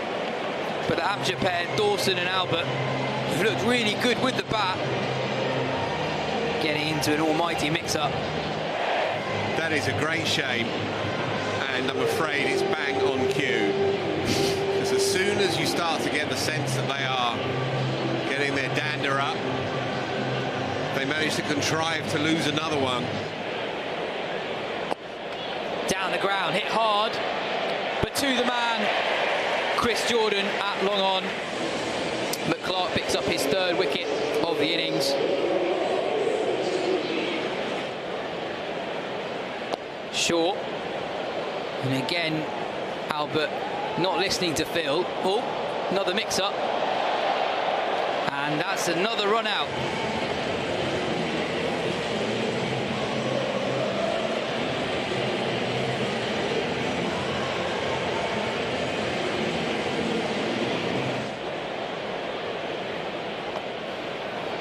The leg side, and they'll have to get to. They'll have to.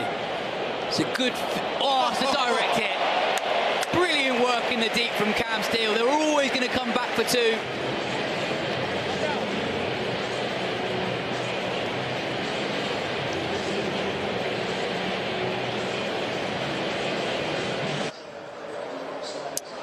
Welcome back to the Kia Oval for the Surrey run chase. We've got a really interestingly poised game on our hands. Hampshire 183 from their 20 overs.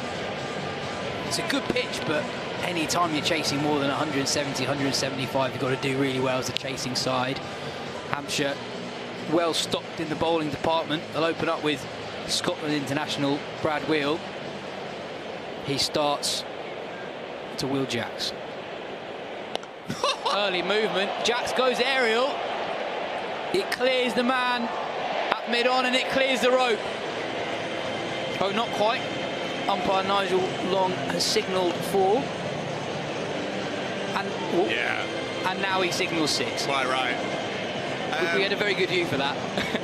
He's given it for 6. So 6 first ball from Will Jacks, just in case you weren't sure how Surrey were going to play the early stages of this chase. Not much wrong in that delivery from Will. Bit of early away movement. And he stuck him out the ground. Ridiculous. By William Jacks. Tucked in to Jack this time, and God, that's a really good catch in the deep. 6 first ball, out second. What a start to this run chase. It's eventful, but Hampshire will be very, very happy with that, because Will Jacks was the man for Surrey against Essex on the weekend, the England international. This one from Will, tucked into the body.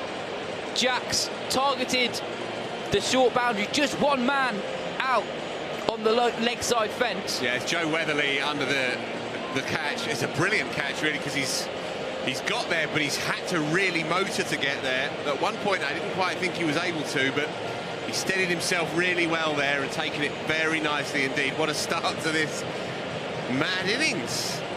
I mean, the first shot is a joke shot. It's a ridiculous piece of work. It was effortless. He didn't even leave his crease after he hit it either. He knew, even if Nigel Long wasn't so sure. And then Brad Wheel comes back, tucks him up, doesn't quite get enough of it, and picks out the one man. So 2 deliveries in, 6 for 1. He didn't get his hands through it enough. Yeah. It's the short boundary, I know, but still, in the end, he just sort of helped it to the man at deep square leg. Anyway, Laurie Evans is the new man in. Will Jacks came out with intent level on 100. Right. Okay, where are we? Well, we were just saying in the innings break that actually Surrey, if you're being critical, were probably a little bit sloppy in the field. A couple of missed fields. There's one that slipped through Laurie Evans for 4, and I think 9 extras in that innings.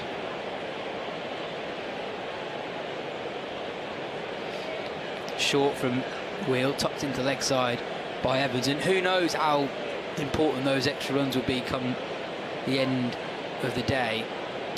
Yep. I'm interested to see how Dom Sibley goes about this, because 177 from now against a good pace attack is a tricky score. Sibley's been a revelation this year. His red ball form, his newly expanded game has flowed very nicely into his white ball stuff, and I imagine with his confidence high, he'll absolutely relish this situation. Driven uppishly, outside edge, it flies to the man at deep third. Yeah, Sibley, this is his 8th appearance for Surrey, having gone 4 years without playing a T20 game. There have been signs that he's got what it takes to thrive at the top of the order. We really tested today, a chase of 183, losing the England opener Will Jacks in the first over as well. So a lot of runs to get for the home side. Evans pinches another single, an extremely eventful first over, 9 runs from it, and the all-important wicket of Will Jacks. Because if you look at the Surrey 11 today, a lot of experience, but Will Jacks, Laurie Evans and Jamie Overton are the 3 really standout T20 batters, the guys who get deal after deal around the world. They've already lost one of them in Jacks. Overton's just coming back from an injury. He looked dangerous at Chelsea the other day, and Laurie Evans had a stop-start campaign. So even though you'd say this is a good pitch, Surrey bowled pretty well. A lot of experience in this lineup. 183 is a lot of runs to get. 175 now from 19 overs. Yeah, it is. There was one other star that you didn't mention in Sam Curran, and with this being his first game here, and with his instincts for the big match and the big occasion, I can see him having a big say in this chase down the pipe. It's going to be John Turner, I think, yes? My eyes don't deceive. Yeah, it is John Turner all the way down. Fuller straight first up to Evans, who digs it out for a single. First impressions of John Turner, Phil? Well, they were born last summer here, and I confess, not that it would ever be me not to do my homework, but I didn't know too much about him, to say the least, when he first came up here. He barely played any pro cricket. Barely played any at all. South African, born and raised, snapped up by Hampshire, came through their second team pathway and was given the nod last year and bowled fast, surprisingly fast. Pulled towards fine leg on the bounce. By which I mean it's good pace early on, 87.3 on the speedometer. He hurried up good players last time. In fact, it was a particularly quick pitch here, and Surrey were slightly undone by the pace. A couple of skewed cross-bat shots. Laurie Evans was undone by John Turner this time last year. Yeah, really good carry early on from John Turner. 88.6 MPH. He's been expensive so far in the Blast. It's a stop-start season, had a couple of injuries to contend with in the early rounds of the county championships. Hasn't played that much red ball cricket. He's the sort of bowler who, because of his speed, sort of like Gus Atkinson, there will just be days where he doesn't bowl badly but will go for runs.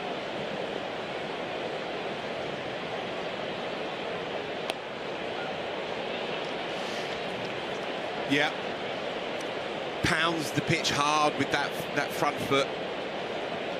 The comparison with Atkinson is a fair one, pace through the air, but the way that they get it down there is very different. Completely different, yeah. Yeah, Atkinson glides through the crease. Turner really does land that front foot hard, braced front leg, and the pace comes from that propulsion over the body. Slightly slinging action as well. Which I don't actually remember from last year. I remember him being slightly taller in the mind's eye. But the slightly slingier action opens up the possibility of a bit of reverse swing with the white ball. And that's quick. Seriously good start. 89.4 miles per hour by John Turner. I don't have the data in front of me, but this is up there with the quickest opening overs we've seen so far this season at the Kia Oval. It's up there speed-wise with anything that Gus Atkinson, anything that Spencer Johnson has produced. Really, really good pace from Turner. You can see why England are interested in him. Get a slip in, James Vince. It's an outstanding first over from John Turner, just 3 runs from it. Surrey 12 for 1 after 2 overs in the run chase. That required run rate already above 9.5 runs per over as we have a look at the speeds that Turner managed to produce in that opening over. Twice exceeding 89 mph. That is international speeds. He played 1 game in the SA20, I want to say for the Royals. And in that 1 appearance he did really well, didn't go for many runs and bowled quickly, hitting 89, 90 miles per hour.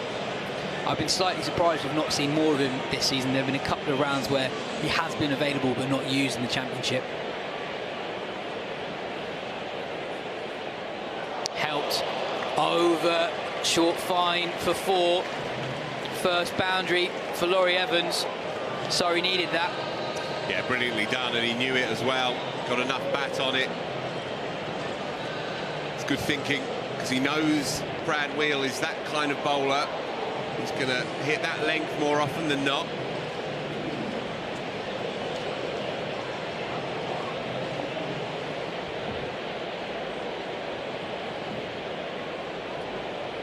Shorter this time from Wheel. Evans threw everything at it, but was through the shot before it arrived at him. It's another dot ball. Evans 8 off 10. Yeah, just going back to your point about John Turner being the kind of bowler who will have really good days, decisive days, and days when, because of his pace, if it doesn't quite get the radar right, then you go the distance. Well, we have a perfect example of that.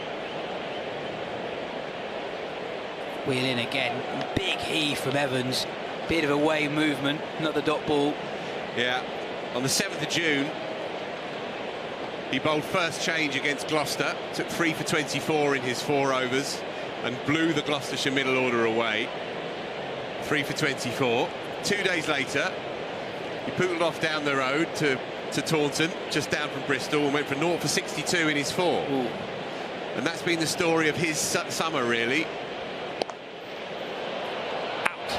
A second wicket for Brad Wheel. Evans, who's struggling for a bit of rhythm, took on the man at mid-off. And Hampshire have their second power play wicket. Laurie Evans, another Surrey white ball batter with real experience, falls early on. It's the early stages of the run chase, Phil, but Surrey well behind the 8 ball. Yeah, they are. They've got a lethal middle order, of course, but they are definitely on the hop at the moment. Hampshire have been very good. 1 or 2 in the think tank will be scratching their heads that they're in this position with 2 games to go and still no chance, or no longer any chance of bothering the top 4. They're a much better team than that. So, work to be done here. Rory Burns and Dom Sibley. No strangers to each other. Well, indeed, I don't know what money you'd have got on the 2 of them seeing Surrey home in the T20 tournament at the start of this summer. Nonetheless, they've been particularly expansive and expressive in red ball cricket. And now we're getting to see it on a Thursday evening. It's good for the crowd as well that Hampshire posted that target, and they're forcing Surrey, the best team in the country, all the way here. Slip in place for Rory Burns. Phil called for it in the previous over. James Vince on the attack now. I don't think Burns will mind batting in the power play. I watched his half century against Somerset the other day down at Taunton. He's someone who likes pace on the ball. If you look at his wagon wheels in T20 cricket, a lot of runs behind square. Gets himself in a good position to sort of lap it over short fine. Flicked into the onside. Only a singles. Another outstanding over for Hampshire. 5 runs from it, and the important wicket of Laurie Evans. Surrey 17 for 2 after 3 overs. So Laurie Evans's group stages have come to a conclusion. 11 games batting in the top 3. Made 153 runs. In fact, correction, sorry, 244 runs. Right rate is excellent, just a tick under 160. He didn't break the 50 mark, made 3 40s, and so flickered, I would say. On his day, there's no better player to watch in the English game than Laurie Evans. He'll be a side that bats so low, but he'll still feel like he left a few out there, I would say. Yeah, and you can't, you know, you've got to say that the Surrey lineup has been unsettled. There have been so many personnel changes. People have been performing different roles. You know, Evans started the summer in T20 cricket, opening the batting, moved down to 3. That's glorious from Rory Burns. Doesn't beat mid-off, but you know, an early sign that Burns is very comfortable. We know that he's very comfortable against high-end pace, so I don't think he'll mind facing Turner with a hard new white ball. I think he'll want it, yes. I think Burns in at 4. For himself, if he's looking at it selfishly, I think he'd rather be in the first 6 when there's going to be pace on the ball rather than coming in against the spinners. Get himself in, get himself used to the rhythm of the game, rather than having to come in and engineer stuff, because he doesn't have that brute strength that you get with other players in the middle order against the slower bowlers, and so pace on is the way for Rory Burns. 88 miles per hour again from John Turner, and given where Surrey are, Sibley play expansively across the line. It's a shot we're not used to seeing necessarily from Sibley.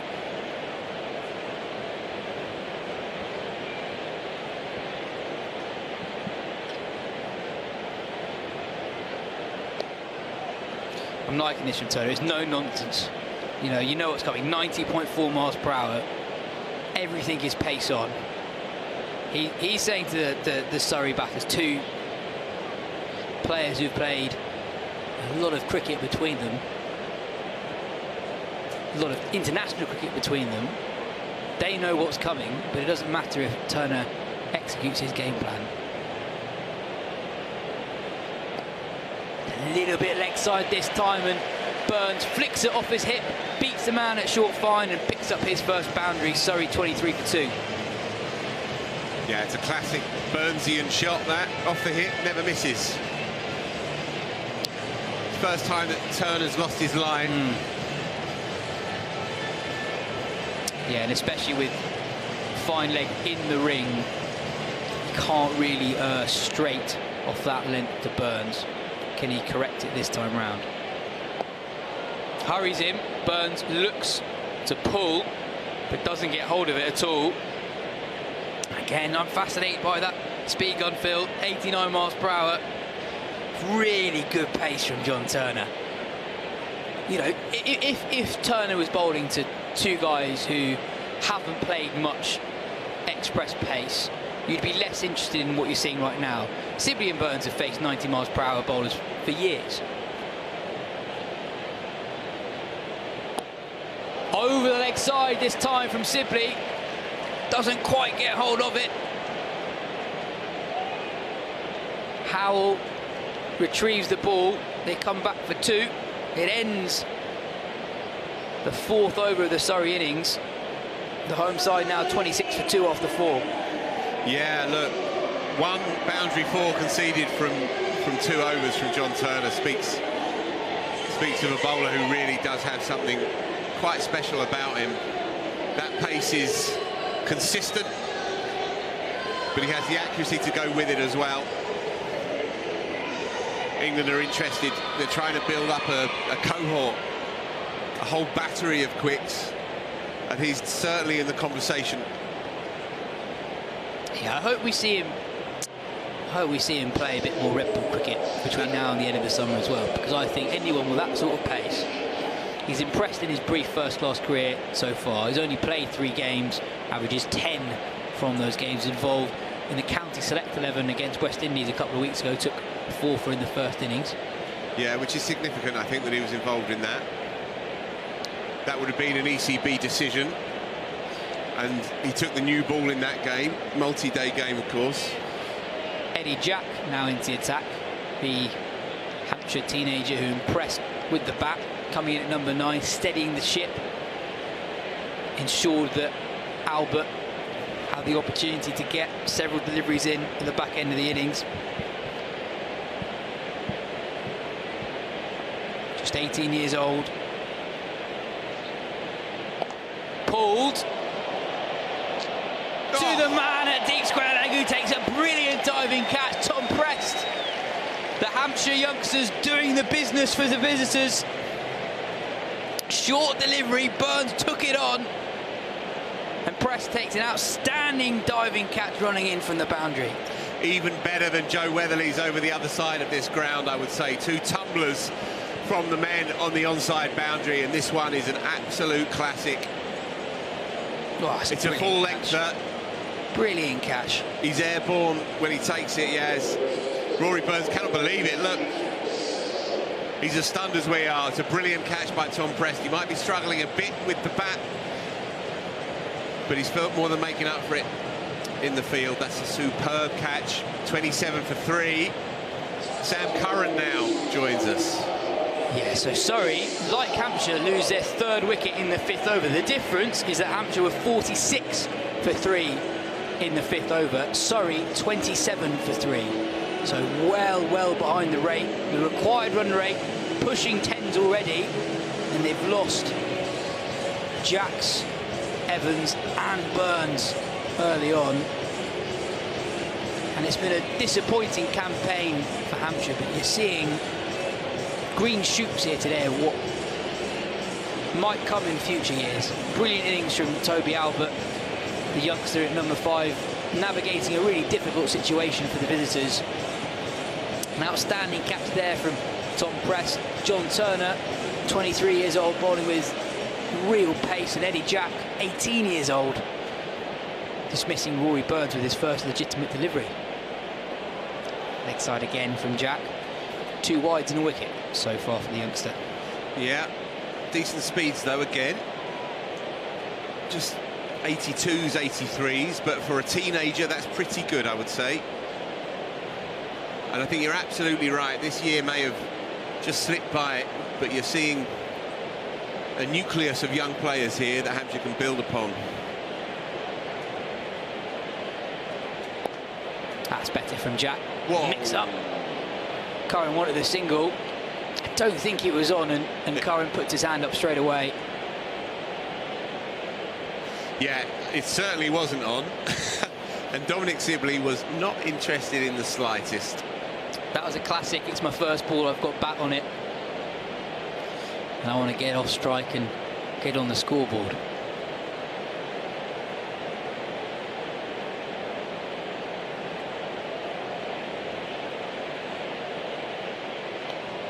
Leg side again from Jack. That's his 3rd wide of the over.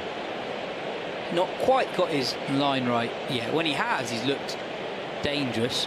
Good delivery to the right hand. Very good delivery to the right hand. A bit of movement as well through the air.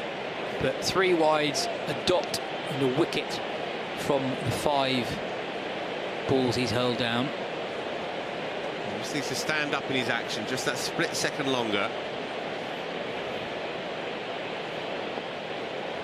That's better. What you'd say is his length's been really good. Nothing full, nothing in the slot. I think we got a clip of Sean Abbott earlier, relaxing on the balcony, as well he might. I think he flew in this morning, landed this morning, and has come straight to the Oval to support the team. That's a serious effort, that. Yep. As well he might. Key part of this setup, of course. Sibley gives himself a bit of room, and Jack just hung it outside off stump, didn't follow him, stuck to his guns. Again, good pace, 84.8 miles per hour. It's very, very good pace for an 18-year-old. Seriously impressive start from Jack. I know he's erred with his line on a couple of occasions, but you can tell why Hampshire are giving this guy game time so early on in his career.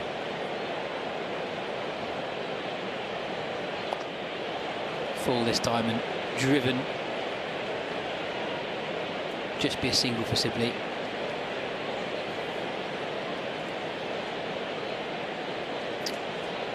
You hear the crowd. The noise shifts in the second innings, I find here. There's more of a burble around the place now. People settling in for what should be a very interesting run chase. Hampshire with their tails up as it stands, but Surrey with that proud record, just lost once at home all year. Plus that tie, of course. Incredible tie. Hit and run from Sam Curran, gets off strike. Good judge of a single there. Yeah. An excellent first sighting of Eddie Jack at the Kia Oval. A wicket in his opening over. Surrey now 32 for 3 after 5 overs. Really, really good crowd in here. Pretty much a sellout. A lot of white shirts in the audience. And there is Sean Abbott. Landed this morning from Australia. He's come straight to the Kia Oval to support his team. That is a serious, serious effort.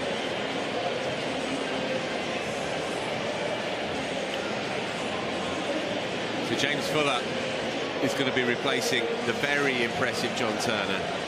So they're going to hold him back for a couple at the death. Interesting move. Might have been tempted to bowl him out to really ice this for Hampshire. Well, an inside edge that flies past both off stump and the man at short fine leg. It's a welcome boundary for Surrey. It's Sam Curran's first. They move on to 36 for 3. I was just going to say before that delivery, Phil, very interesting to see how Surrey play this. Ordinarily, you'd say in the final over of the power play, you go particularly hard, especially when the required run rate is around 10 runs and over. But they've lost 3 wickets already.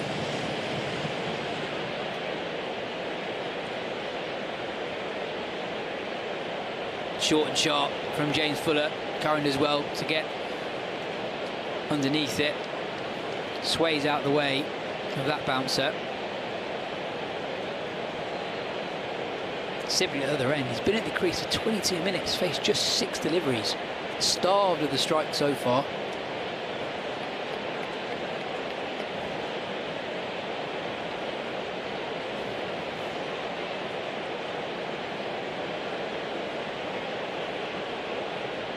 Bit of width. Curran throws his hands at it.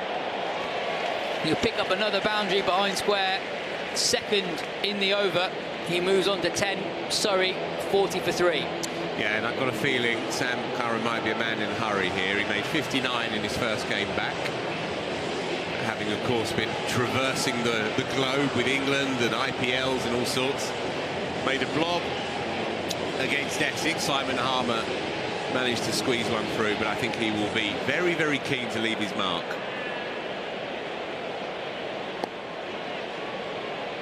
Pinches another single. Very proactive start from Curran. 11 off 7. So yeah, as you say, yes, Dom Sibley coming up to face just his seventh rather delivery with, well, 2 balls left of the power play. This is a man, folks, who is opening the batting. Sam Curran, Surrey's number 5, has faced more deliveries in the power play so far than Dom Sibley.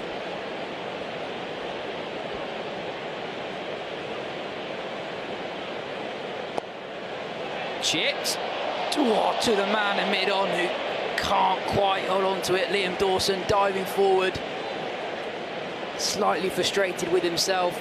Not the first time today we've seen Liam Dawson in frustration. As Fuller and Sibley just chipped it without much venom in the direction of mid-on, who did well to come in and get to it but couldn't quite hold on to the ball. Yeah, and that was probably the easiest of the 3 chances. 2 of them snaffled by Weatherly and by Tom Preston, then that one grasped. Dawson got there. You'd have fancied he'd have made that. Nonetheless, 42 for 3. Hampshire will take that, I would say, inside the first 6. Yeah, a really good start from Hampshire. Surrey going at just 7 runs and over, chasing 183. They've already lost 3 wickets as well. We've got a lot of bowling to come from Hampshire. We've yet to see Benny Howell. We're about to see the first sighting of Liam Dawson, who is normally so frugal in T20 cricket, so dependable.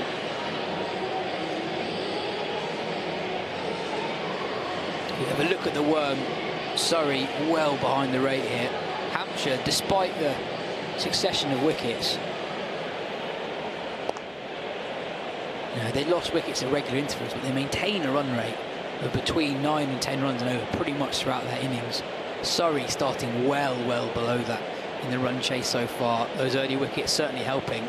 Wickets in hand, though, that's the key for Surrey, because they know they have the firepower. They know they've got Jamie Overton and Howell waiting in the wings. The run rate required is just a tick over 10, so that's okay at this point. And if it creeps up to 11.5, 12, going into the final 6 or 7, then Surrey won't be too concerned with that. It's about wickets in hand. This is the key partnership. Sam Curran's aware of that, of course. Yeah, it's an interesting phase of the game because Hampshire have a lot of overs from experienced bowlers to come. You'd expect Dawson to bowl 4. You'd expect Benny Howell to bowl 4.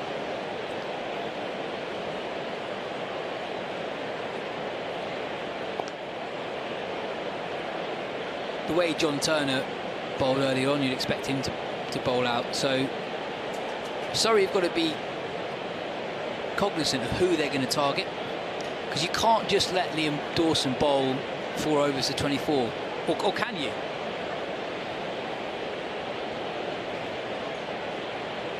Slightly fuller this time from, sorry, slightly shorter this time from Dawson, and Curran pulls it to mid-on for a single. What do you reckon? How do you play Dawson? I think you have to play the field and the situation, and you can't try and clear that vast... What a shot. What a shot. That's a really classy shot from Dom Sibley, who just waited on it. Phil just said that the key to playing Dawson, as Surrey bring up their 50, is got to play the field. It's slightly shorter, and he didn't play the conventional cut shot. He just waited on it and sort of punched it over short cover into the vacant offside gap. It's a beautiful delivery from Dawson. McDermott went up for the stumping appeal, ignored from the umpire. Beautiful bit of bowling, beat Sibley through the air. Yeah, I think it's a decent decision in the end, but it was a mighty tight one, and Ben McDermott certainly thought he was in the game. Just want to go back to that shot, the ball before. Shot of the evening, Dominic Sibley. A back foot punch over extra cover against a very good left-arm spinner is as hard a shot as there is to play in the game. And he knew how good it was, because his reaction, he almost turned his back on it. He was almost embarrassed of how good it was. He didn't trot down the pitch dutifully.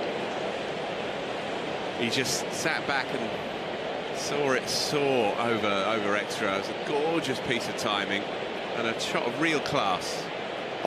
Benny Howell into the attack.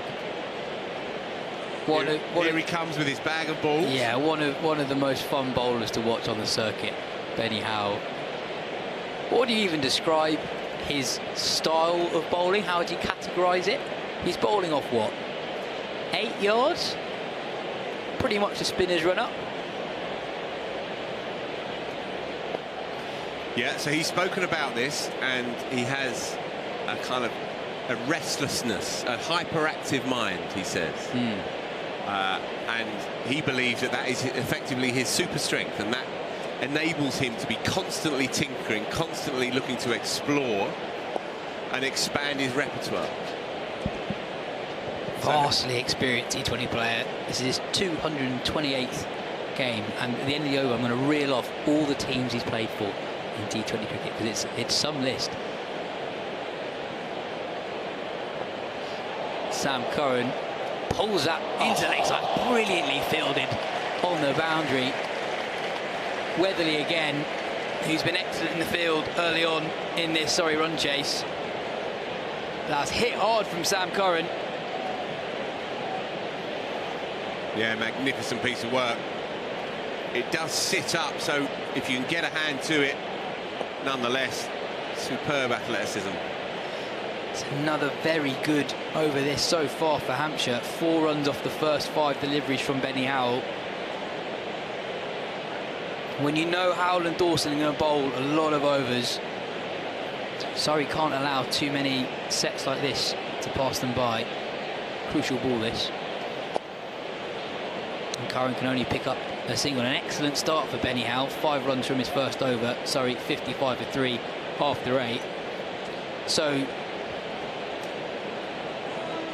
a reminder of what we saw early in the day, that Surrey, all the work they're doing on their 6th form Cricket Scholar programme. Scan the QR code there to get involved. If you're in year 10 or 11 or know anyone in year 10 or 11, use the QR code to find out more about Surrey's 6th form programme and becoming a 6th form Cricket Scholar at Surrey. Liam Dawson to continue. Surrey 55 for 3 after 8 overs.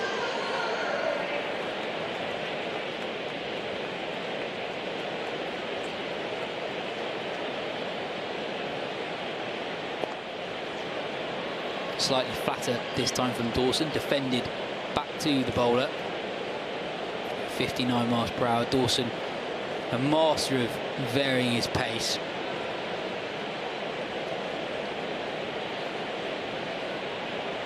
Fired in down the leg side. Wide this time.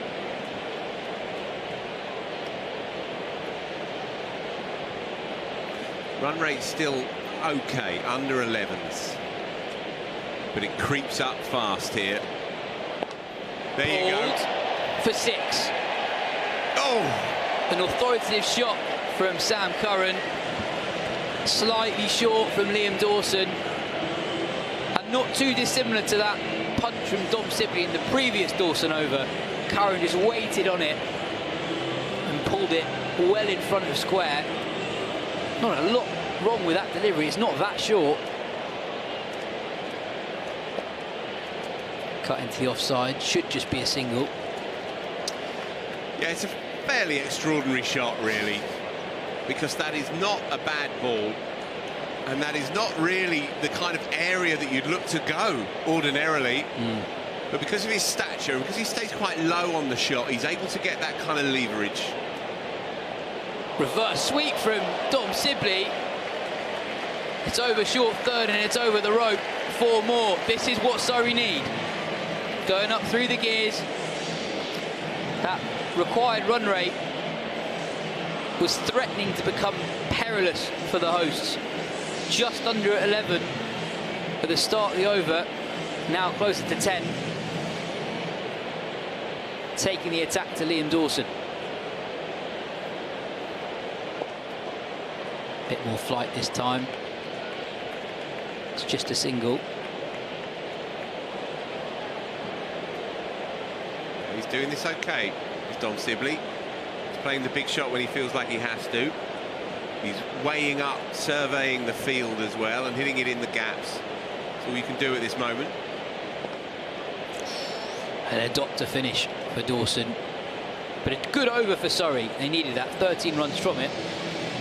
So I promised that I'd run through Benny Howell's list of teams in T20 cricket. So we've got the Bangla Tigers, Chattogram Challengers, Birmingham Phoenix, Colombo Stars, Desert Vipers, Gloucestershire, Hampshire, the Coolman Titans, Melbourne Renegades, Peshawar Zalmi, Punjab Kings, the Rangpur Riders, St Kitts and St Nevis Patriots, and the Select Strikers. 14. 14. Do you reckon he's got all the kits in his spare room at home? I think there are at in least, his games room. I think there are at least 4 Bangladesh Premier League sides on that list.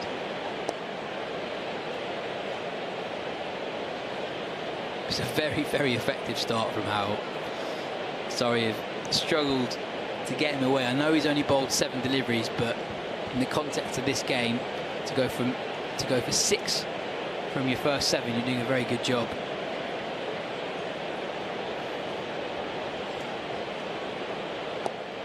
Curran goes big again, targeting the short leg side boundary. That sails over the ropes. There's been a distinct lack of interest in the crowd catches this evening. I don't know why. There's a grand at play here, folks. Oh, wow. He's got a cast on his arm. I take it all back. That's a good effort, given that he's got a cast. Yeah. Fair play for going for it. Yeah. Straight from Howell, probably slightly too full. Given the dimensions, that's not a big hit. That sailed a long way over the rope.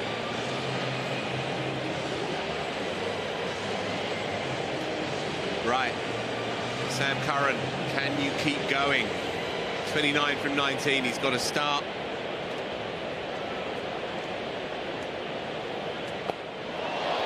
Curran goes again. And it's 6 again. Sam Curran's come to the party. Really motoring along now. A couple of overs ago, we were saying that required run rate was around about 11. Well, it's under 10 now. It's a fabulous shot. I love how uncomplicated he is when he hits 6s. You don't often see him fiddle around too much. You don't see him engineer the body too much or try and create angles. He doesn't run down at you that much. He doesn't go too deep in his crease. He just stands there. And because he's such a pure hitter, he doesn't have to overcomplicate it. If it's anywhere in his arc, he just stays on top of it. Driven down the ground, and that was a chance, yes. A chance for Howell. It was struck firmly, so not a simple chance, but a chance nonetheless. What I'd say for both of those 6s, Phil, I think it shows the quality of this pitch. Not a lot wrong with the deliveries, but Curran trusted the pitch, stayed still, got his hands through it. 2 very clean strikes. Shows what's possible in terms of how you can catch up later on. That ends the 10th over. Another very good over for Surrey. 16 from it. Surrey 84 for 3 at the halfway mark. So, 10 gone. Half time in this particular chase. And Surrey need a nice round 100 to win. 7 wickets in hand. Firepower down the pipe. Jamie Overton looms large over this evening's entertainment. Sam Curran, as of now, has been irresistible. There was always that sense with him that this is his stage. It's his first outing here in his own backyard this summer. And he's a big match player. Eddie Jack is back into the attack. Started very well, picked up that wicket and went for just 6 in his first and only over today.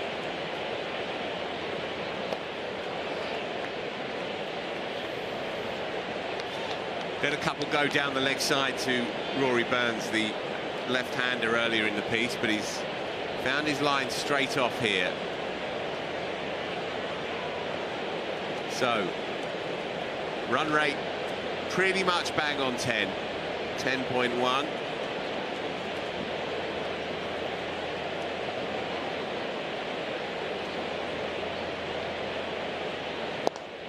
Punched beautifully down the ground. He's complete control of his game up until now. Seemingly in control of the situation as well, Sam Curran. He has such a natural, intuitive feel for a game of cricket. like it's kind of been absorbed by osmosis. Obviously comes from a great cricketing family, 2 professional brothers as well. And Kevin Curran was a brilliant cricketer in his day, the late Kevin Curran. Sam Curran, even as a young lad, just seemed to have a natural affinity for a game of cricket. And for any scenario that presents itself, you feel like with him that he's in control. It may not always come off, but the decisions he makes are often bang on with ball and bat. He's 38 from 24, and in his slipstream, Dom Sibley is going about his business nicely enough as well. Been starved of the strike, really. We're already into the second half of this game. He's only faced this innings only faced 18 deliveries, but he's played okay, more than okay. This game is on. Going to run hard this time, but they will settle for one. They don't need to do anything too funky as of now. They have this chase within reach. Yeah, it's an interesting one because they've not only have they brought the required rate back in within reach, but they have also not lost a wicket for some time now. So I think they can afford for one of them to go, basically. That was there for Dom Sibley, and he knew it. Slightly late on it, just lost a tiny bit of shape, and so it's skewed to the man on the boundary. Just a single, still ticking over okay here. I think it's a fair point that you make, Yaz, with firepower still in the hutch. You know, the risk that you can afford can change quite quickly in a game of T20 cricket. You know, when you lose 3 wickets in the first 25 deliveries, obviously you have to consolidate on some level. Good pace, but errant direction, and so not for the first time Eddie Jack will have to bowl that one again. Just losing his line against the left-hander. The thing is, though, Sam Curran kind of has gone, and it's not Dom Sibley's game to move up the gears necessarily. He's a very fine player, but he will provide the anchor and the more orthodox, conventional way to take this chase deep. It's been a good combination, the two of them here. They've got a scamper, but Sibley's alive to it. It's been a good combination just to consolidate this innings after having lost 3 up top very quickly. It's a very good over from Jack, back into the attack, bowling at a difficult time in the innings. And here is the worm, and yeah, Surrey just within touching distance. You can see that previous over against Benny Howe really did give it a sharp tick up, and then just plateaued out again slightly, but they are within touching distance. Yeah, they were threatening to veer in opposite directions, the worm, but Surrey clawing their way back into the context.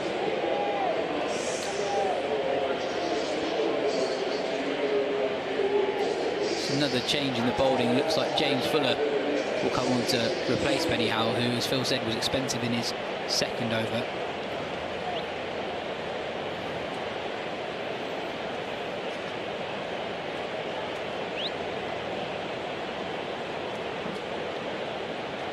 .94 or 54.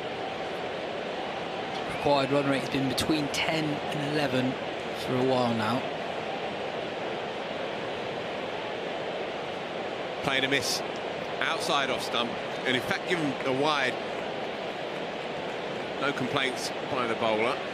Would have been marginal though, running across the angle of the southpaw.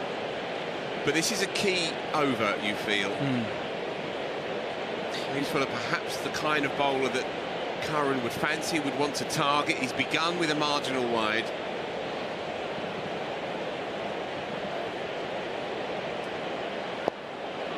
That's better, bowling to his field. 3 men on the onside boundary. Curran is content at the moment just to bunt it up to long on and pick up a single. Yeah, the fact that Surrey have been able to control that required run rate suggests that they're not panicking. They're very much in this game. Feels like the game's in a bit of a holding pattern at the moment. Hampshire won't mind the required run rate where it's at, and neither will Surrey.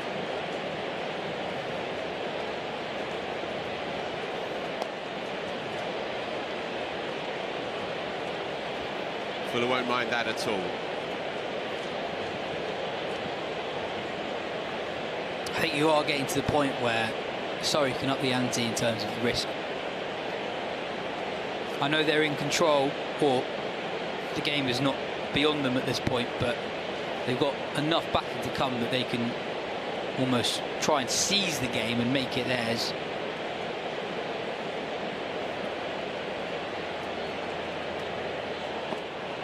You know, more and more people in T20 cricket are coming back for two. Talk not about taking games deep, but making sure it's done before the last over. And I'm not saying that Surrey are going to do that here, but at the moment, as you said a couple of overs ago, it looks like it's quite an old school approach to run chase. They're trying to take it as deep as possible. The intriguing figure here is Dom Sibley. He's played some eye-catching shots. Again, going back to that punch over extra cover off the back foot against Liam Dawson's left arm spinners. The reverse sweep as well, airborne over them, over the infield. He's played some eye-catching shots. Nonetheless, bowled by Fuller this time. There's that ramp shot you were talking about earlier. It's a no ball. He's been given a no ball. And so, add a couple more on. James Fuller's not happy with that decision. And probably it was, to the naked eye, it looked fair. Yeah, and whisper it, extras have played a pretty important role in this game. Surrey delivered 9 in the 19.5 overs there in the field. Yeah, nothing wrong with that decision. Got up this time.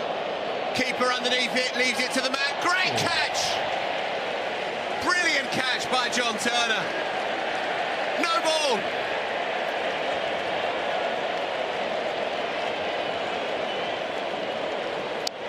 So the umpire has signalled another no ball.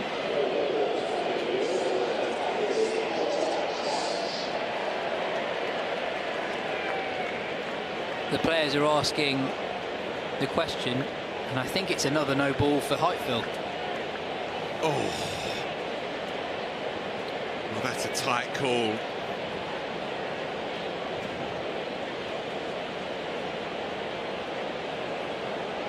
So umpires just getting their breath back. Okay, signalling now.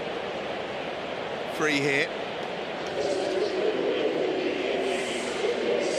Yeah, so this one is a free hit. The previous ball was not, even though there was a no ball before that delivery, if that makes sense.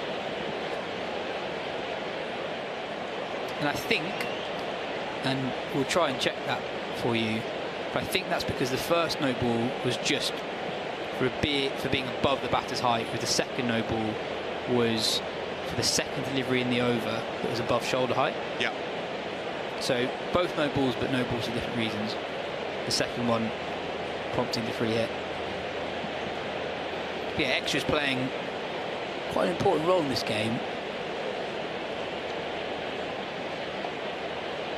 because, you know, Surrey have managed to stay around that 10 to 11 run per over mark without either batter really exploding, and that's partly because of the number of extras that have been sent down.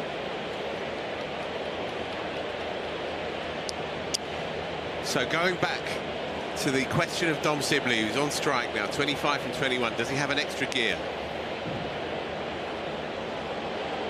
Clubbed into the gap, well fielded again on the boundary. They've been good out there of Hampshire.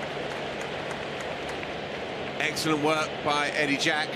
Prevents the boundary four, but a couple to Dom Sibley. He's going just fine. The question is, can he find another impetus? Because at the moment, Sam Curran is doing the majority of the heavy lifting here. Looking at this second delivery again. In fact, this was the first one, which was entirely fair. Nearly above head height. Banged in again, got high, probably was just over the shoulder. It's a tight one. And Curran was down the ground as well, so actually I think that's a fair enough call. Yeah. But just showing the impact of extras in that over, it doesn't feel like Surrey took too many risks, but 14 runs came off it. That's a big over in the context of the game, without taking too many risks. 80 needed. 8 to bowl. It's going to beat Turner. From the Vauxhall end, the J.M. Finn stand end. This should be fun. Cramped for room straight away. He was setting himself with Sam Curran, but the ball was there before he was able to really get much leverage on it. Could only really squirt it, spirit it into the onside, and so it brings Sibley onto strike. Has a really good fast bowler's action, doesn't he? As you can see where the pace comes from. That front leg, all the body weight comes over that front leg. He runs hard through the crease. Sibley trying something. Can only pick up a leg by, I think. Yep, leg by. Got in something of a tangle. Key over, you feel. Because he's a wicket taker, is John Turner. Yeah, and you'd say for any young fast bowler, one of the questions is, can you stay fit? But the other question is, can you maintain your pace? Can you maintain your pace throughout a spell? You know, we compared him to Gus Atkinson earlier on, and I think that's one of the areas where Atkinson has come on in the last year or so. Maybe 18 months ago, he was someone who was capable of the odd quick ball or the odd quick spell. Well bowled. Saw what Sam Curran was trying and followed him. Cramped him for room. Picks up a couple, though. Good cricket all round. Appreciative applause from the crowd, who are well invested in this one. Yeah, it's a knowledgeable crowd here at the Kia Oval.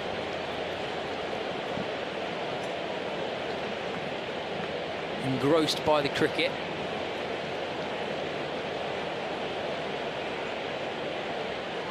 Helps in around the corner. I think it's just gone for 4. But a brilliant shot. Yeah. Signalled 4, and that is 50 for Sam Curran, and it's been a classy knock as well. And his return to the Kia Oval, his first outing this summer. Pure class, just 34 deliveries, shots all around the park. He really got going against Benny Howe with those 2 sixes down the ground towards the pavilion. One slotted into the Bedser stand as well. He's looked in complete control of his game. 3 fours, 3 sixes. He's not done yet.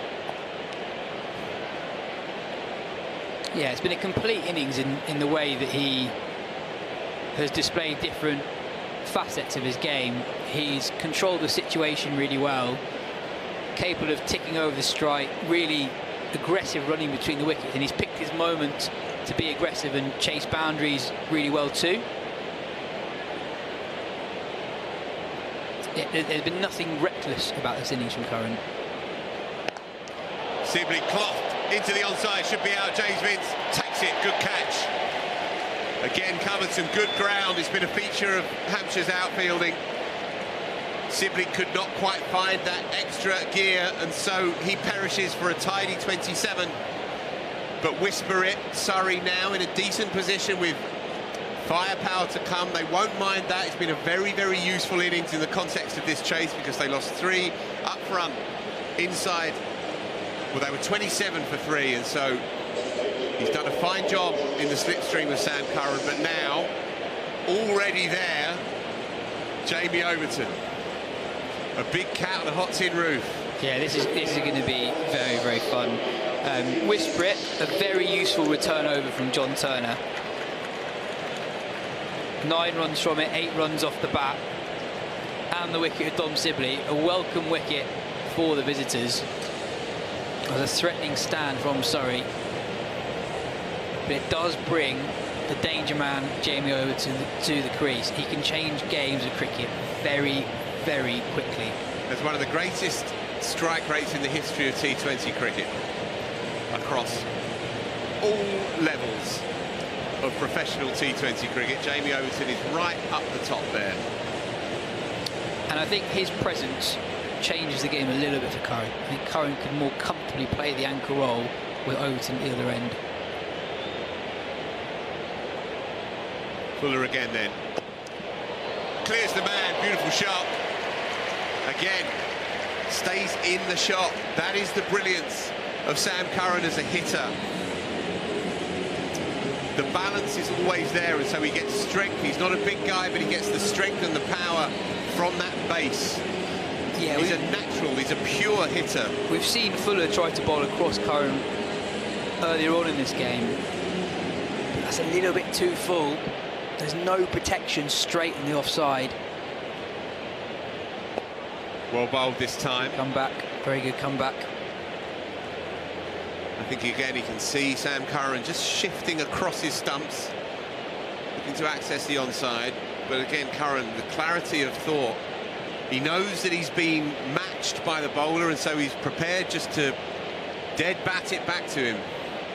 Shows just how clearly he plots his way through a run chase. 57 from 37 and not a false shot yet. Got to run hard. Might pick up a second, in fact they do, with a slight fumble from John Turner coming round to back up. Probably the first ground fielding mistake we've seen. There's a very, very firm throw from James Vince at mid-off. You'd understand why he went for the shy. But actually, I know there's a slight fumble from John Turner, but I think he did quite well just to cut that ball off because it's travelling at some speed. Oh, beautifully played. But there is a man for it. So just a single. Brings Jamie Overton on strike for the first time in this innings. And yeah, Phil talking about his strike rate. He strikes at 167 across his career in T20 cricket. I spoke to him at the start of the season and he said one of the reasons why he wanted to come to the Kia Oval was that Somerset weren't giving him the opportunities with the bat that he wanted. He basically exclusively batted at 8 or below during his time at Taunton. That's doing nothing for his strike rate though. Dot ball. So I do actually have it here. Here we go, highest strike rate. Oh, that's T20 eyes. Bear with me, folks. Bear with me. Talk amongst yourselves. Yeah, and since coming to Surrey, he's been given more and more opportunities with the bat in both red and white ball cricket. And now, if anything, he's a batting all-rounder in T20 cricket here at the moment, not bowling, just returning from injury. He's on the block. 167.67 career strike rate across 130 games, as Yaz says. Puts him fifth in the all-time list. But if you just behind Andre Russell, and then 3 fellas ahead of Andre Russell, one of whom plays for Gibraltar. And I don't for a second want to throw any shade on Stagno from Gibraltar, but here is Curran's highlights package. It's been a brilliantly watchable 50. As we said, he really got going against Benny Howe. That was really the turning point in his innings. Yeah, on that list, I think you can ignore the top 3. They're not playing that much cricket, just 26 games max on that list. So out of guys who've played 100 plus games, Jamie Overton is literally number 2. Yeah. Going to run hard and pick up a couple quite comfortably here. Yeah, with all due respect to Bilal Zalmai from Austria and KJ Stagno from Gibraltar, and indeed A.R. Sharma, who's made his way. To be fair, he's played for Punjab Kings, but just making his way. So Andre Russell and Jamie Overton are out there on their own as the most explosive hitters in the history of T20 cricket.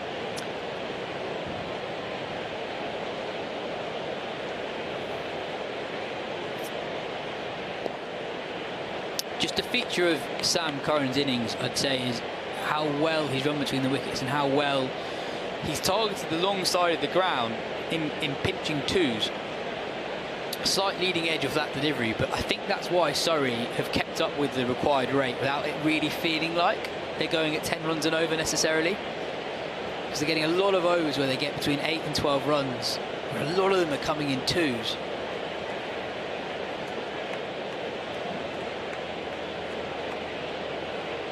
brilliantly done, Eddie Jack. I like that. Curran was almost goading him. He opened up his stance like a boxer, as if to say, can you beat my smash? He's ready for that long boundary. He's prepared to have a go at it, and that little bit of extra zip, well-directed short one, and Eddie Jack wins that particular round. Yeah, I think that's the key.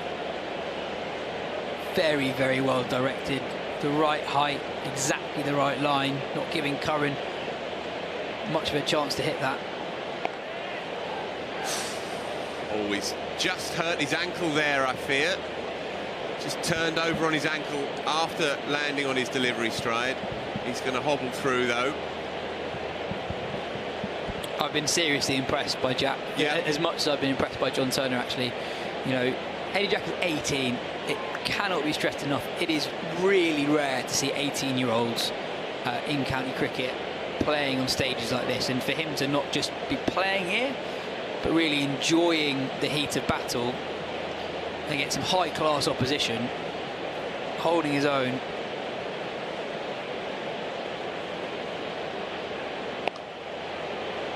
Clubbed into the onside, but straight to the man. But again, it's smart bowling. He's bowling to his field and he's able to execute it.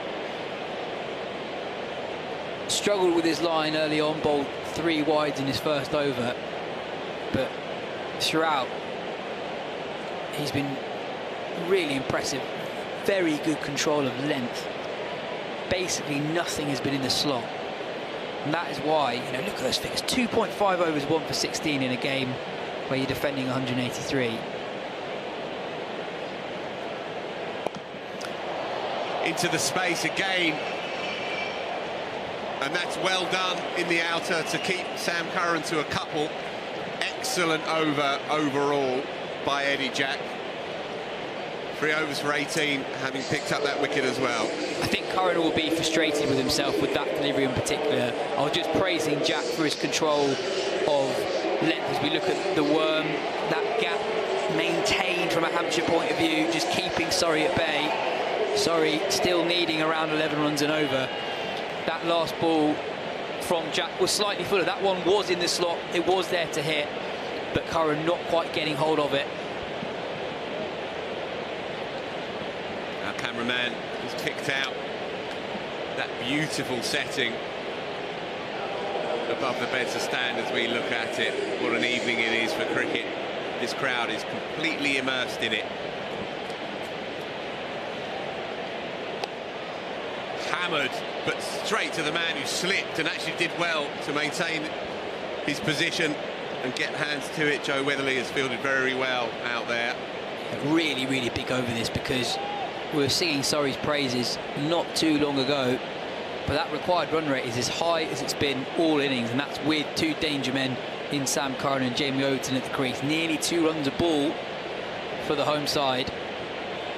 Wickets in hand, though. It's a big over, you feel. Yeah. Wheels impressive early on. Brad Wheel, like all the seamers, has bowled well here into his 3rd over, just gone for 15. Picked up a couple. Cloth 6, thank you. Slapped into the Kia side. Flat and hard. And that is his signature shot for me. When I picture Sam Curran on a run chase, when he's on one, that's the shot. It's dismissive. Yeah, it's a difficult end of the ground to bowl from to a left-hander. That leg side boundary is short, particularly to the bed to stand where that 6 went. As you saw there, Curran getting the ball to sail well over that boundary rope. It's not a big hit at all. There's not much protection straight in the offside either. Club this time 4 more. And that's where it's gone. I feel for Wheel here. Very, very little margin for error. Because if you go straight, that's a very short leg side boundary. And with this field, you don't want to hang it too far outside off stump, because he's got no protection deep in front of square on the offside. In Phil, just 2 balls ago, I was saying, well, that required run rate, nearly 2 runs a ball. 10 off 2 from Surrey since then. That required rate now 10.44. Sam Curran 75 not out. There is a man to prevent the boundary four. Hit clean and hard again by Sam Curran, who is motoring now. This is a career best score for Sam Curran in T20 cricket, beating a previous best of 72 not out. 76 off 47. I told you he'd play well, didn't I, when he came out? This is his stage. His first appearance at the Keir Oval this summer. Worth the wait so far.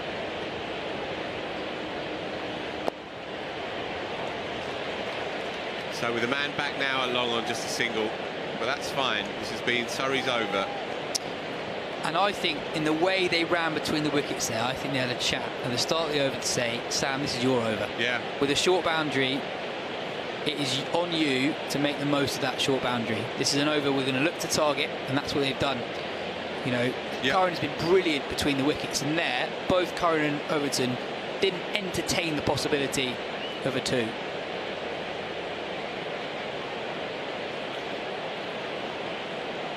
Big delivery in the context of this innings.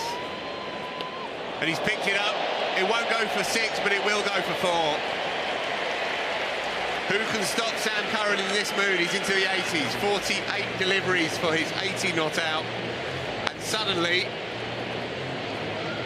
Surrey are looking at 41 from 24. 10 and over for the final 4 with wickets in hand. And you feel like the impetus is falling now to the home side. Yeah, 17 runs off that over. Most of the runs off Sam Curran's blade, picking up 3 boundaries in that set of 6. So much of T20 batting and T20 chases is managing ends, making sure the right guy is at the right end. During the T20 World Cup, Phil Salt was talking about wanting to score 8s at one end of the ground and 12s at the other because of the dimensions, etc. Here, Surrey are making sure that Jamie Overton is batting at the pavilion end with a short leg side boundary and Curran at the other end. Into the onside 6 more. Surrey are getting this done here. Rana's called this perfectly. Overton takes it from the far end, from the Mickey Stewart members pavilion end, and Sam Curran gets it done from the Vauxhall. That's how it's playing out at the moment. This game is not done by any means, but the screw is being turned. Hampshire need wickets. If these 2 are there at the end, they'll do it with an over to spare. They need wickets. Yeah, a real test for Jack, who's been so impressive so far, but bowling against 2 high-class T20 death batters. And again, don't bother about that. 3 rows back, another crowd catch grasped. Must be an inflation-proof crowd out there tonight, Yaz. Who needs a grand? Overton's gone 6-6 at the start of the over, and it's just what I said about Brad Whelan in the previous over. I feel sorry for him. So little margin for error. That is such a short hit, especially when you're bowling to a man with the strength of Jamie Overton. You know, Phil, we work here, and sometimes we see the Surrey players range here, and it's a strong Surrey squad, but Jamie Overton hits them further than anyone else. That's better. That's what it's been crying out for, the block hole. We've not seen much of it this game. No, we haven't. It's been a profitable delivery throughout this campaign. We've seen it used well, and we've seen it underused as well. It was used very effectively by Gloucestershire in that incredible final throws of that game that ended up being a tie. A game that was poised in a very similar manner to this one, and actually Gloucestershire were behind the game, you felt, and then they went to the Yorker, and the Yorker paid off big time for them. Sam Curran, pure class. He recognises that Surrey are getting this done, and so he's not doing anything silly. 80 not out from 49. It's been a masterclass, this. Slightly frustrated with himself, though. I think he would have thought there was possibly 2 on there. Pinch a couple. Those fielders on the boundary are a long, long way away. Jack's come back well here. 2 sixes to start the over, but 1 dot to follow. They'll run hard here. Yaz Rana's hard run too. There's a quiz name for you.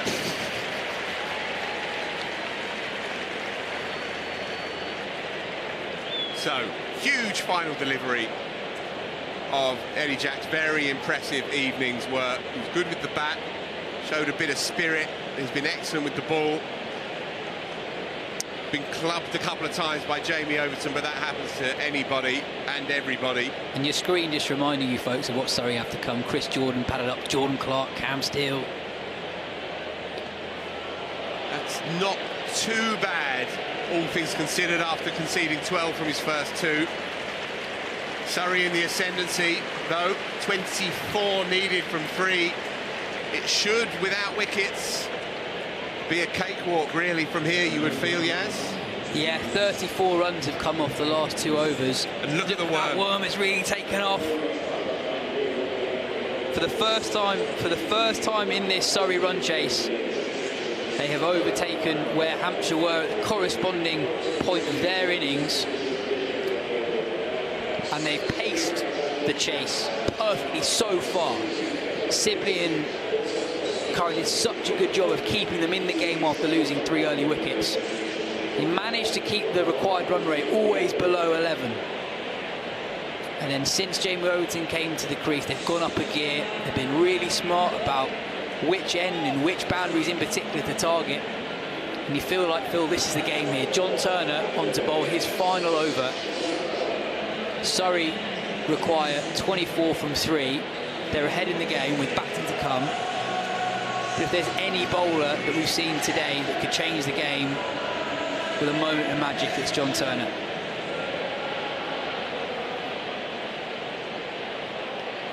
Oh, that's a killer. It's not going to run away for 4. Eddie Jacks able to put it in, so not that bad, actually. It looked, for all the money, like it was going to run away. Surprising that it didn't really. It's a thick bottom edge, I suppose, which takes the pace off it.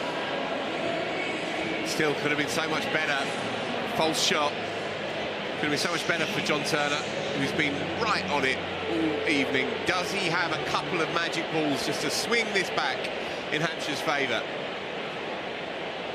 Leg side, not what he wants. It's the first time he's lost his action. First time all night. Just fell away in the action there. It was quite evident. Yeah, it's the 13th extra Hampshire have delivered. Extras have played a big role in this game as the 50 partnership is brought up in just 25 legal deliveries. 50 partnership in 19 minutes.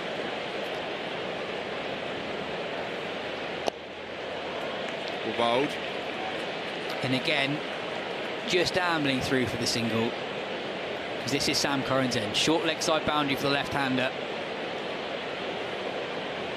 Yeah, it's going to take something special now for Hampshire to stave off another tight defeat. It's been the story of their campaign.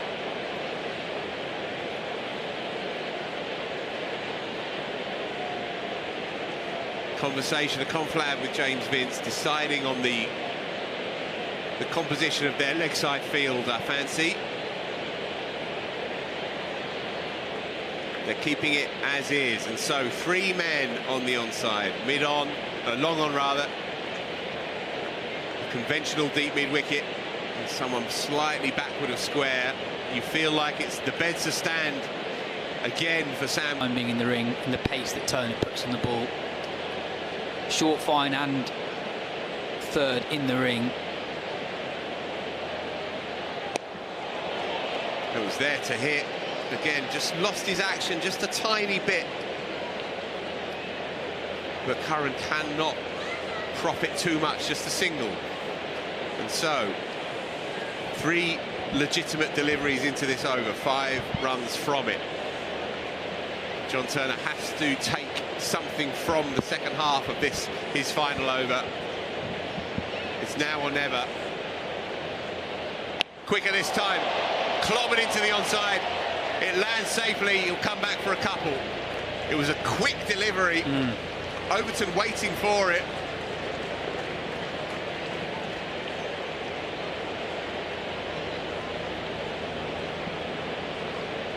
Yeah, 2s do the business for Surrey from this point on. 17 or 14, not a lot more than a run a ball.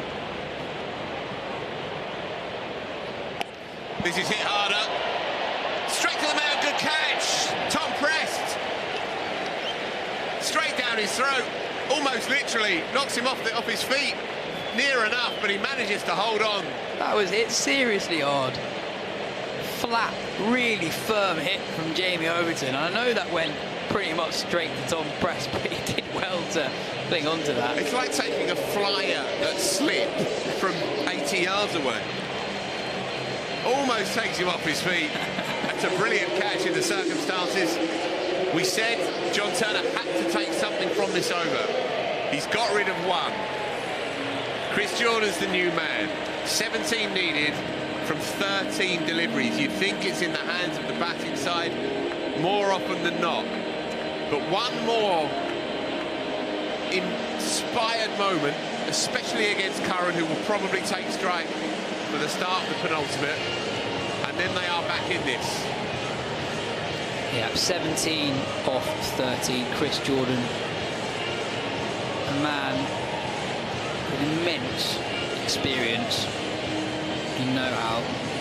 He's on strike. Game not over yet. The Gloucestershire game was very, very similar to this.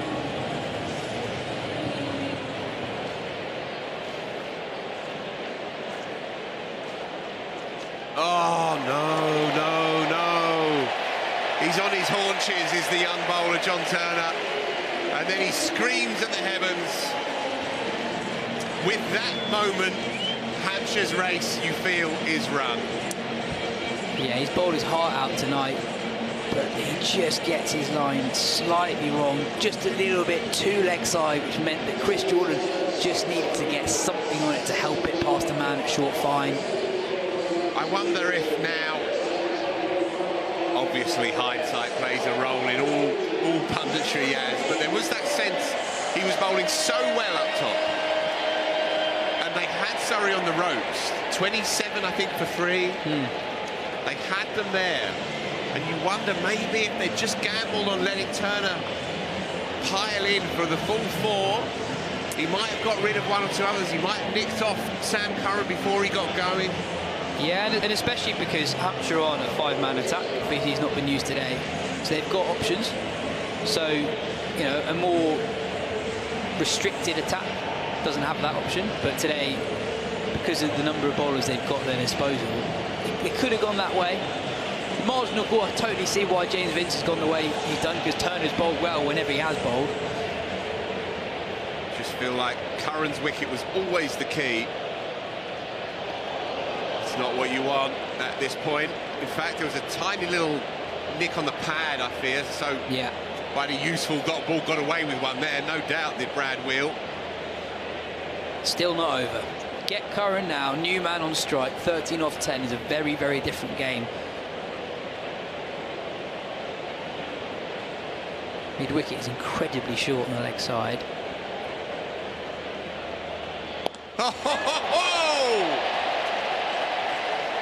One bounce for effortless, imperious.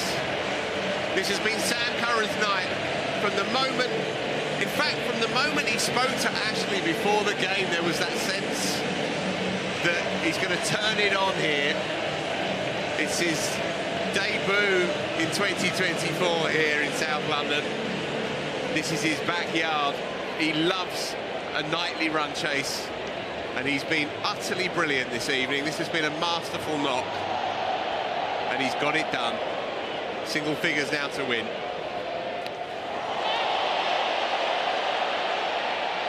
He's managed to haul it back, and it's dropped past the line for 6.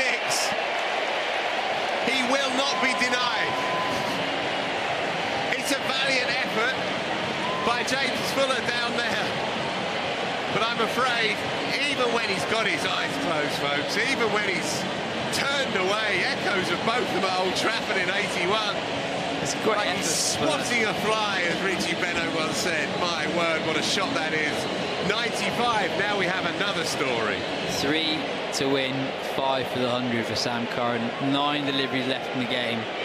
You said that if Curran and Overton remained in the crease, Surrey would get it done with an over to spare. That is a ridiculous shot, by the way. We'll come back to that later on. 3 to win. went into the onside, but just for a single. In fact, he's not moved a muscle. Not moved a muscle. Thank you very much. That is a man in control. Yeah. Beautiful. Sam Curran, my word. Bit of garden cricket out there. Yeah. Just in front of 27,000. Well, from minute one today, he said, I'm going to put on a show. Yep. And to be fair, here we are at 9:27, and he's doing just that. Slapped into the offside, and he does take a single this time. So that takes him to 96. What does Chris Jordan do here? He's seen what Sam Curran did the previous ball. It's clear how Sam Curran wants to win this game. I think Jordan sits on his back, doesn't he? Come on. There has to be some space for some poetry here. No, it doesn't always have to be so sternly professional at all times. Block it, sit on it, leave it. Whatever you do, don't be taking that first delivery of the final over. There is poetry there is poetry in Chris Jordan whacking this ball to the fence and finishing it. This ball, I think. Oh, leave it. Sit there, nicely done, skipper. The crowd understand. Listen to them. They've still got 2 runs to get. Important result elsewhere in the South Group, by the way. Somerset have beaten Sussex at Taunton, and handsomely doing it with 2.2 overs remaining. It's a result that means that Somerset are on to 17 points. Sussex, with a game remaining, remain on 16. So Surrey technically have not yet qualified for the home quarter-final just yet. It's highly unlikely they don't get there, even if they don't get over the line today, given respective net run rates. But all I'm saying by going to that result is it is not 100% assured that Surrey have. Oh, do me a favour. Quarter-final. Do me a favour, right. 2 to win, but let's be honest, the real story here is, can Sam Curran find a boundary to bring up his maiden 100 in the format? It's going to be James Fuller, who's been targeted really this evening, 3 overs for 31. And we've got Mr. Brightside playing.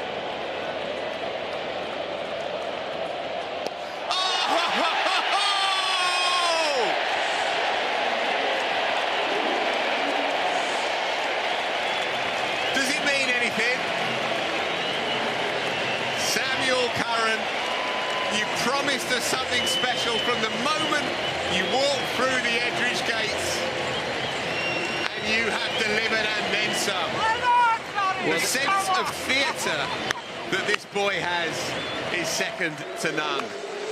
What a way to finish. What a way to finish the group stages. Surrey are irresistible here at the Kia Oval, and Sam Curran is as good as it gets. When it's his night, nobody and nothing can get in his way. I found that reaction from Sam Curran quite heartening, actually, because people were saying at the start of the game, what a hit that is, by the way. People were saying at the start of the game, before the game, well, what's actually riding on this? Hampshire already out. Surrey virtually assured of that home quarter-final. But here's Sam Curran playing his first home game of the season. A guy who plays every game possible in the IBL, plays for England across formats. He's a T20 World Cup winner. He's a T20 World Cup player of the tournament. But there he is here at the Kia Oval at the end of the T20 Blast group stage, celebrating as if he's just won a World Cup final. It's his first professional T20 100, his second professional 100 across formats. You can see how much it means to him. And I think it's a really important knock for Curran, because I think he's been wrongly pigeonholed as a finisher in T20 cricket. If you look at his England career, he pretty much exclusively bats at 7 and 8, and I don't think it is his position. You can see here, he's a much smarter batter than someone who just whacks it at the death. He can control situations really well, as he did here. Remember, Surrey have just chased down 183 with 5 balls remaining. That's with Curran farming the strike at the end, and it's with them being 27 for 3 in the 5th over earlier on, and miles behind the rate. So Curran has totally controlled the second half of this game. It's a masterful innings. We were talking earlier, will we see the performance of the season? What's the moment of the season going to be?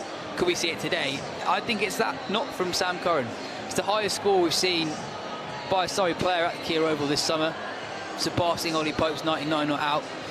The crowd were totally absorbed by his innings, and look at the reaction there from Alex Stewart. He's absolutely delighted for him. You can tell how much this means to not just Curran but all his teammates. They're so happy, and you can, I think it sheds a light into what the environment is like here. Curran doesn't spend a lot of time here physically at the Kia Oval throughout the year, given his various requirements elsewhere, but still he comes back into the fold and clearly cares so much. He was saying earlier that he watches the Surrey live stream when he's away with England, etc, etc. Probably on mute, but Ashley, she's got somebody for us, I think.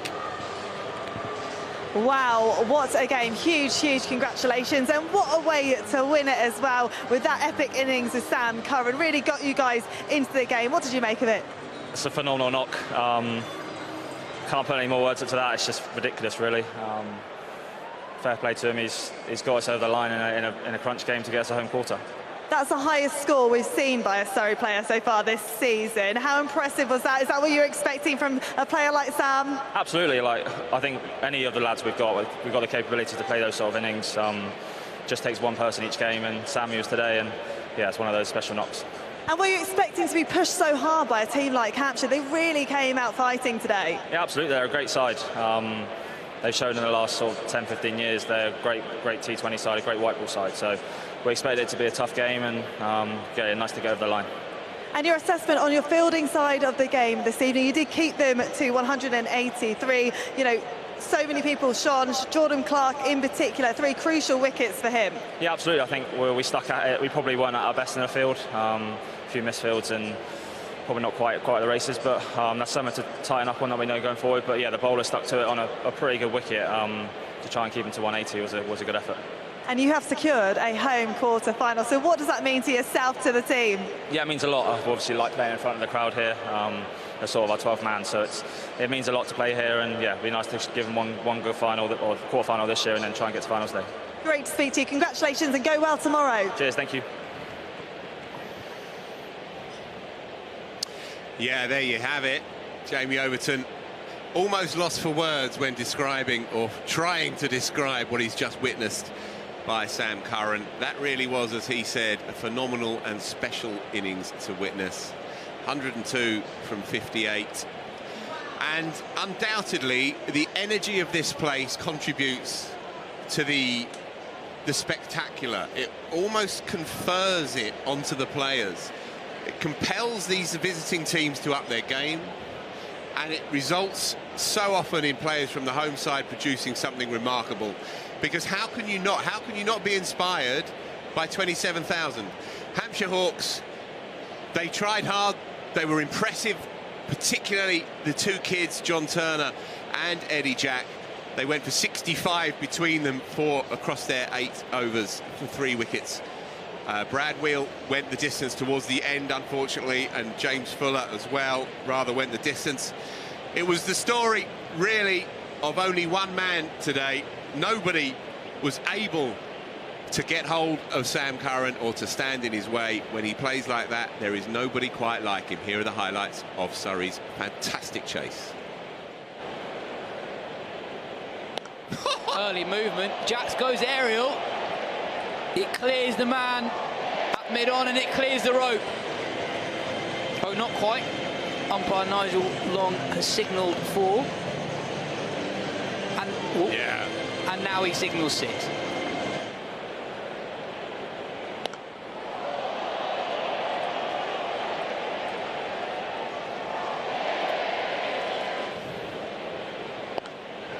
Tucked in to Jack this time, and God, that's a really good catch.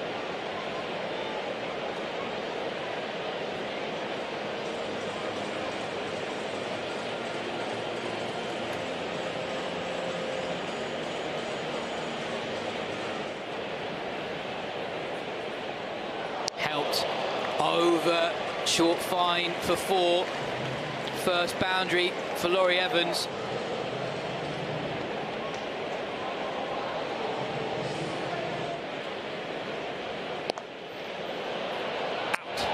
Second wicket for Brad Wheel. Evans, who's struggling for a bit of rhythm, It's the early stages of the run chase, Phil, but Surrey well behind the 8 ball.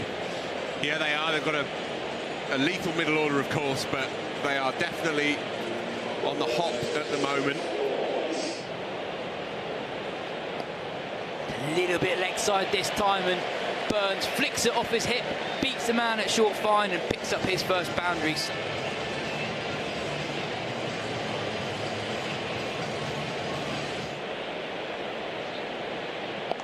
Pulled to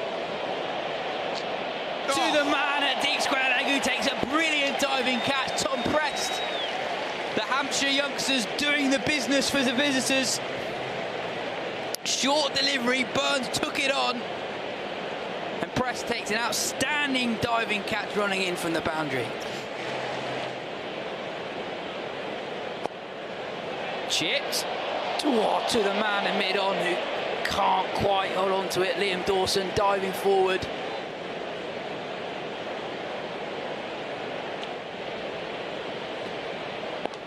There you go. For 6. An authoritative shot. Wrong with that delivery, it's not that short. Reverse sweep from Dom Sibley. It's over short third and it's over the rope.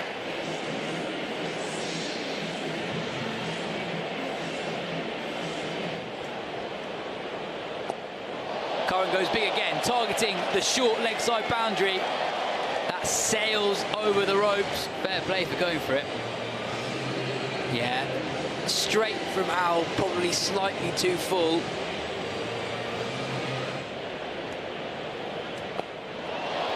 Curran goes again. And it's 6 again. Sam Curran's come to the party. It's a fabulous shot. I love how uncomplicated he is when he hits 6s. Helps it around the corner. I think it's just gone for 4.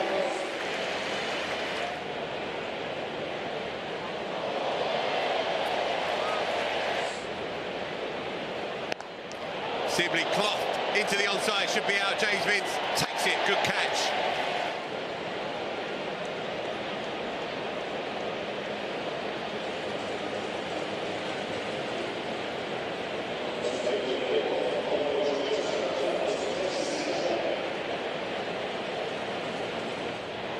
Fuller again then. Clears the man, beautiful shot.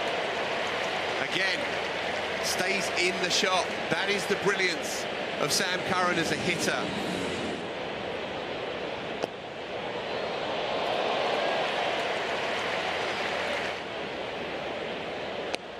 Cloth, 6, thank you. Slapped into the Kia side.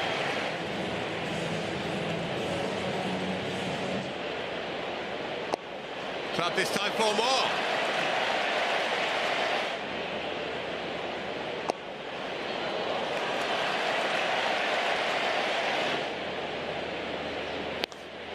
Into the onside, 6 more. Surrey are getting this done here.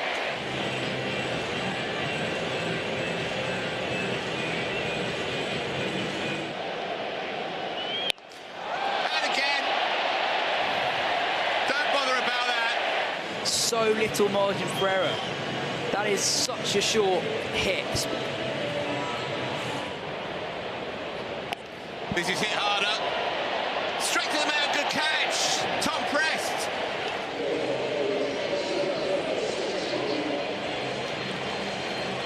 Almost takes him off his feet.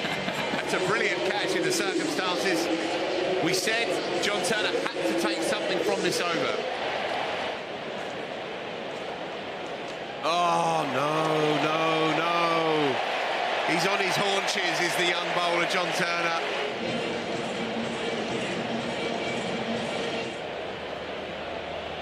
Oh, ho, ho, ho! One bounce for effortless.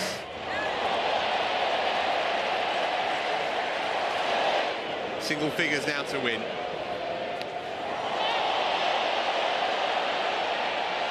He's managed to haul it back, and it's dropped past the line for 6. But I'm afraid, even when he's got his eyes closed, folks, even when he's turned away, echoes of both of them at Old Trafford in '81.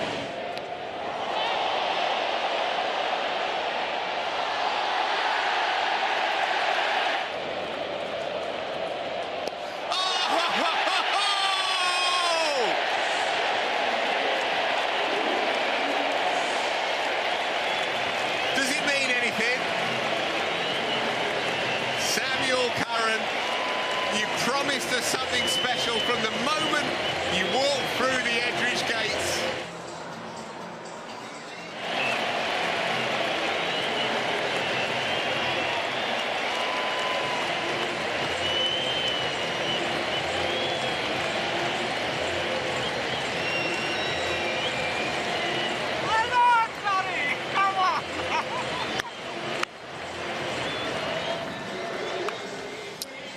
Yeah, does it matter to Sam Curran? You betcha. What a performance that was. Yaz and I have just been enjoying those highlights. I'm still slightly in shock by the sheer brilliance of this and the timing of it, the theatre of this particular innings. Yaz, talk me through what we've just seen here. Well, ever since Sam Curran burst onto the scene as a, 17-year-old, 16-year-old even, back in the day, he's always been a very clean ball striker, right? And I think that teams that he's played for in T20 cricket recently haven't got the best out of him as a batter, because you called it quite early on in his innings. He's such a good reader of a game. And I think too often he is brought in too late to influence the game of cricket. There are lots of players who can go hard early on in innings at the death. But Curran reads situations well. He adapts his own game depending on what's in front of him. And I thought it was absolutely outstanding today. We saw the best of Sam Curran, the batter. You saw how much it meant to him. I think this is a guy, he's still only 26. He's been around for a decade, but he's still only 26. I think the best of Sam Curran as a batter in white ball cricket, well, that's where you need to control a game and react to the game situation, react to the match scenario. And he did that brilliantly today. It was Surrey ended up winning that. It felt relatively comfortably. But that game is entirely on Sam Curran. Hampshire bowled well. They didn't do a lot wrong. They fielded well. If you're being harsh, they probably gave away slightly more extras than they'd be comfortable with ordinarily. Reasons to be cheerful for Hampshire, though. I know it's not 100%. Gone their way this campaign, but you see quality coming through in John Turner, in Eddie Jack. They've got some good young batters as well who have simmered rather than come to the boil this year. But they're a pedigree side in this tournament. It's not gone their way, but they will be back stronger for this experience with a nucleus of a very good young attack. Yeah, it's an aberration almost for Hampshire to be as low as they are in the table, but you look at their performance today. John Turner was outstanding. He bowled one of the quickest spells that we've seen all season here. Eddie Jack, he's just 18 years old, bowled with real maturity, held his own against a really good, really strong Surrey lineup. And other than Sam Curran, the knock of the day was from Albert early on, who managed the situation really well in a manner not too dissimilar from what we saw later on from Curran. It's been a sellout here at the Kia Oval on another special evening. Surrey have got it done. They will finish up top of the South Group. They've guaranteed a home quarter-final, and here's to more of the same. This team are a special bunch, and they're only going to get better. The ground, they're going to be treated to a special occasion. It is going to be a good one. Oh, wow, that's absolutely awesome.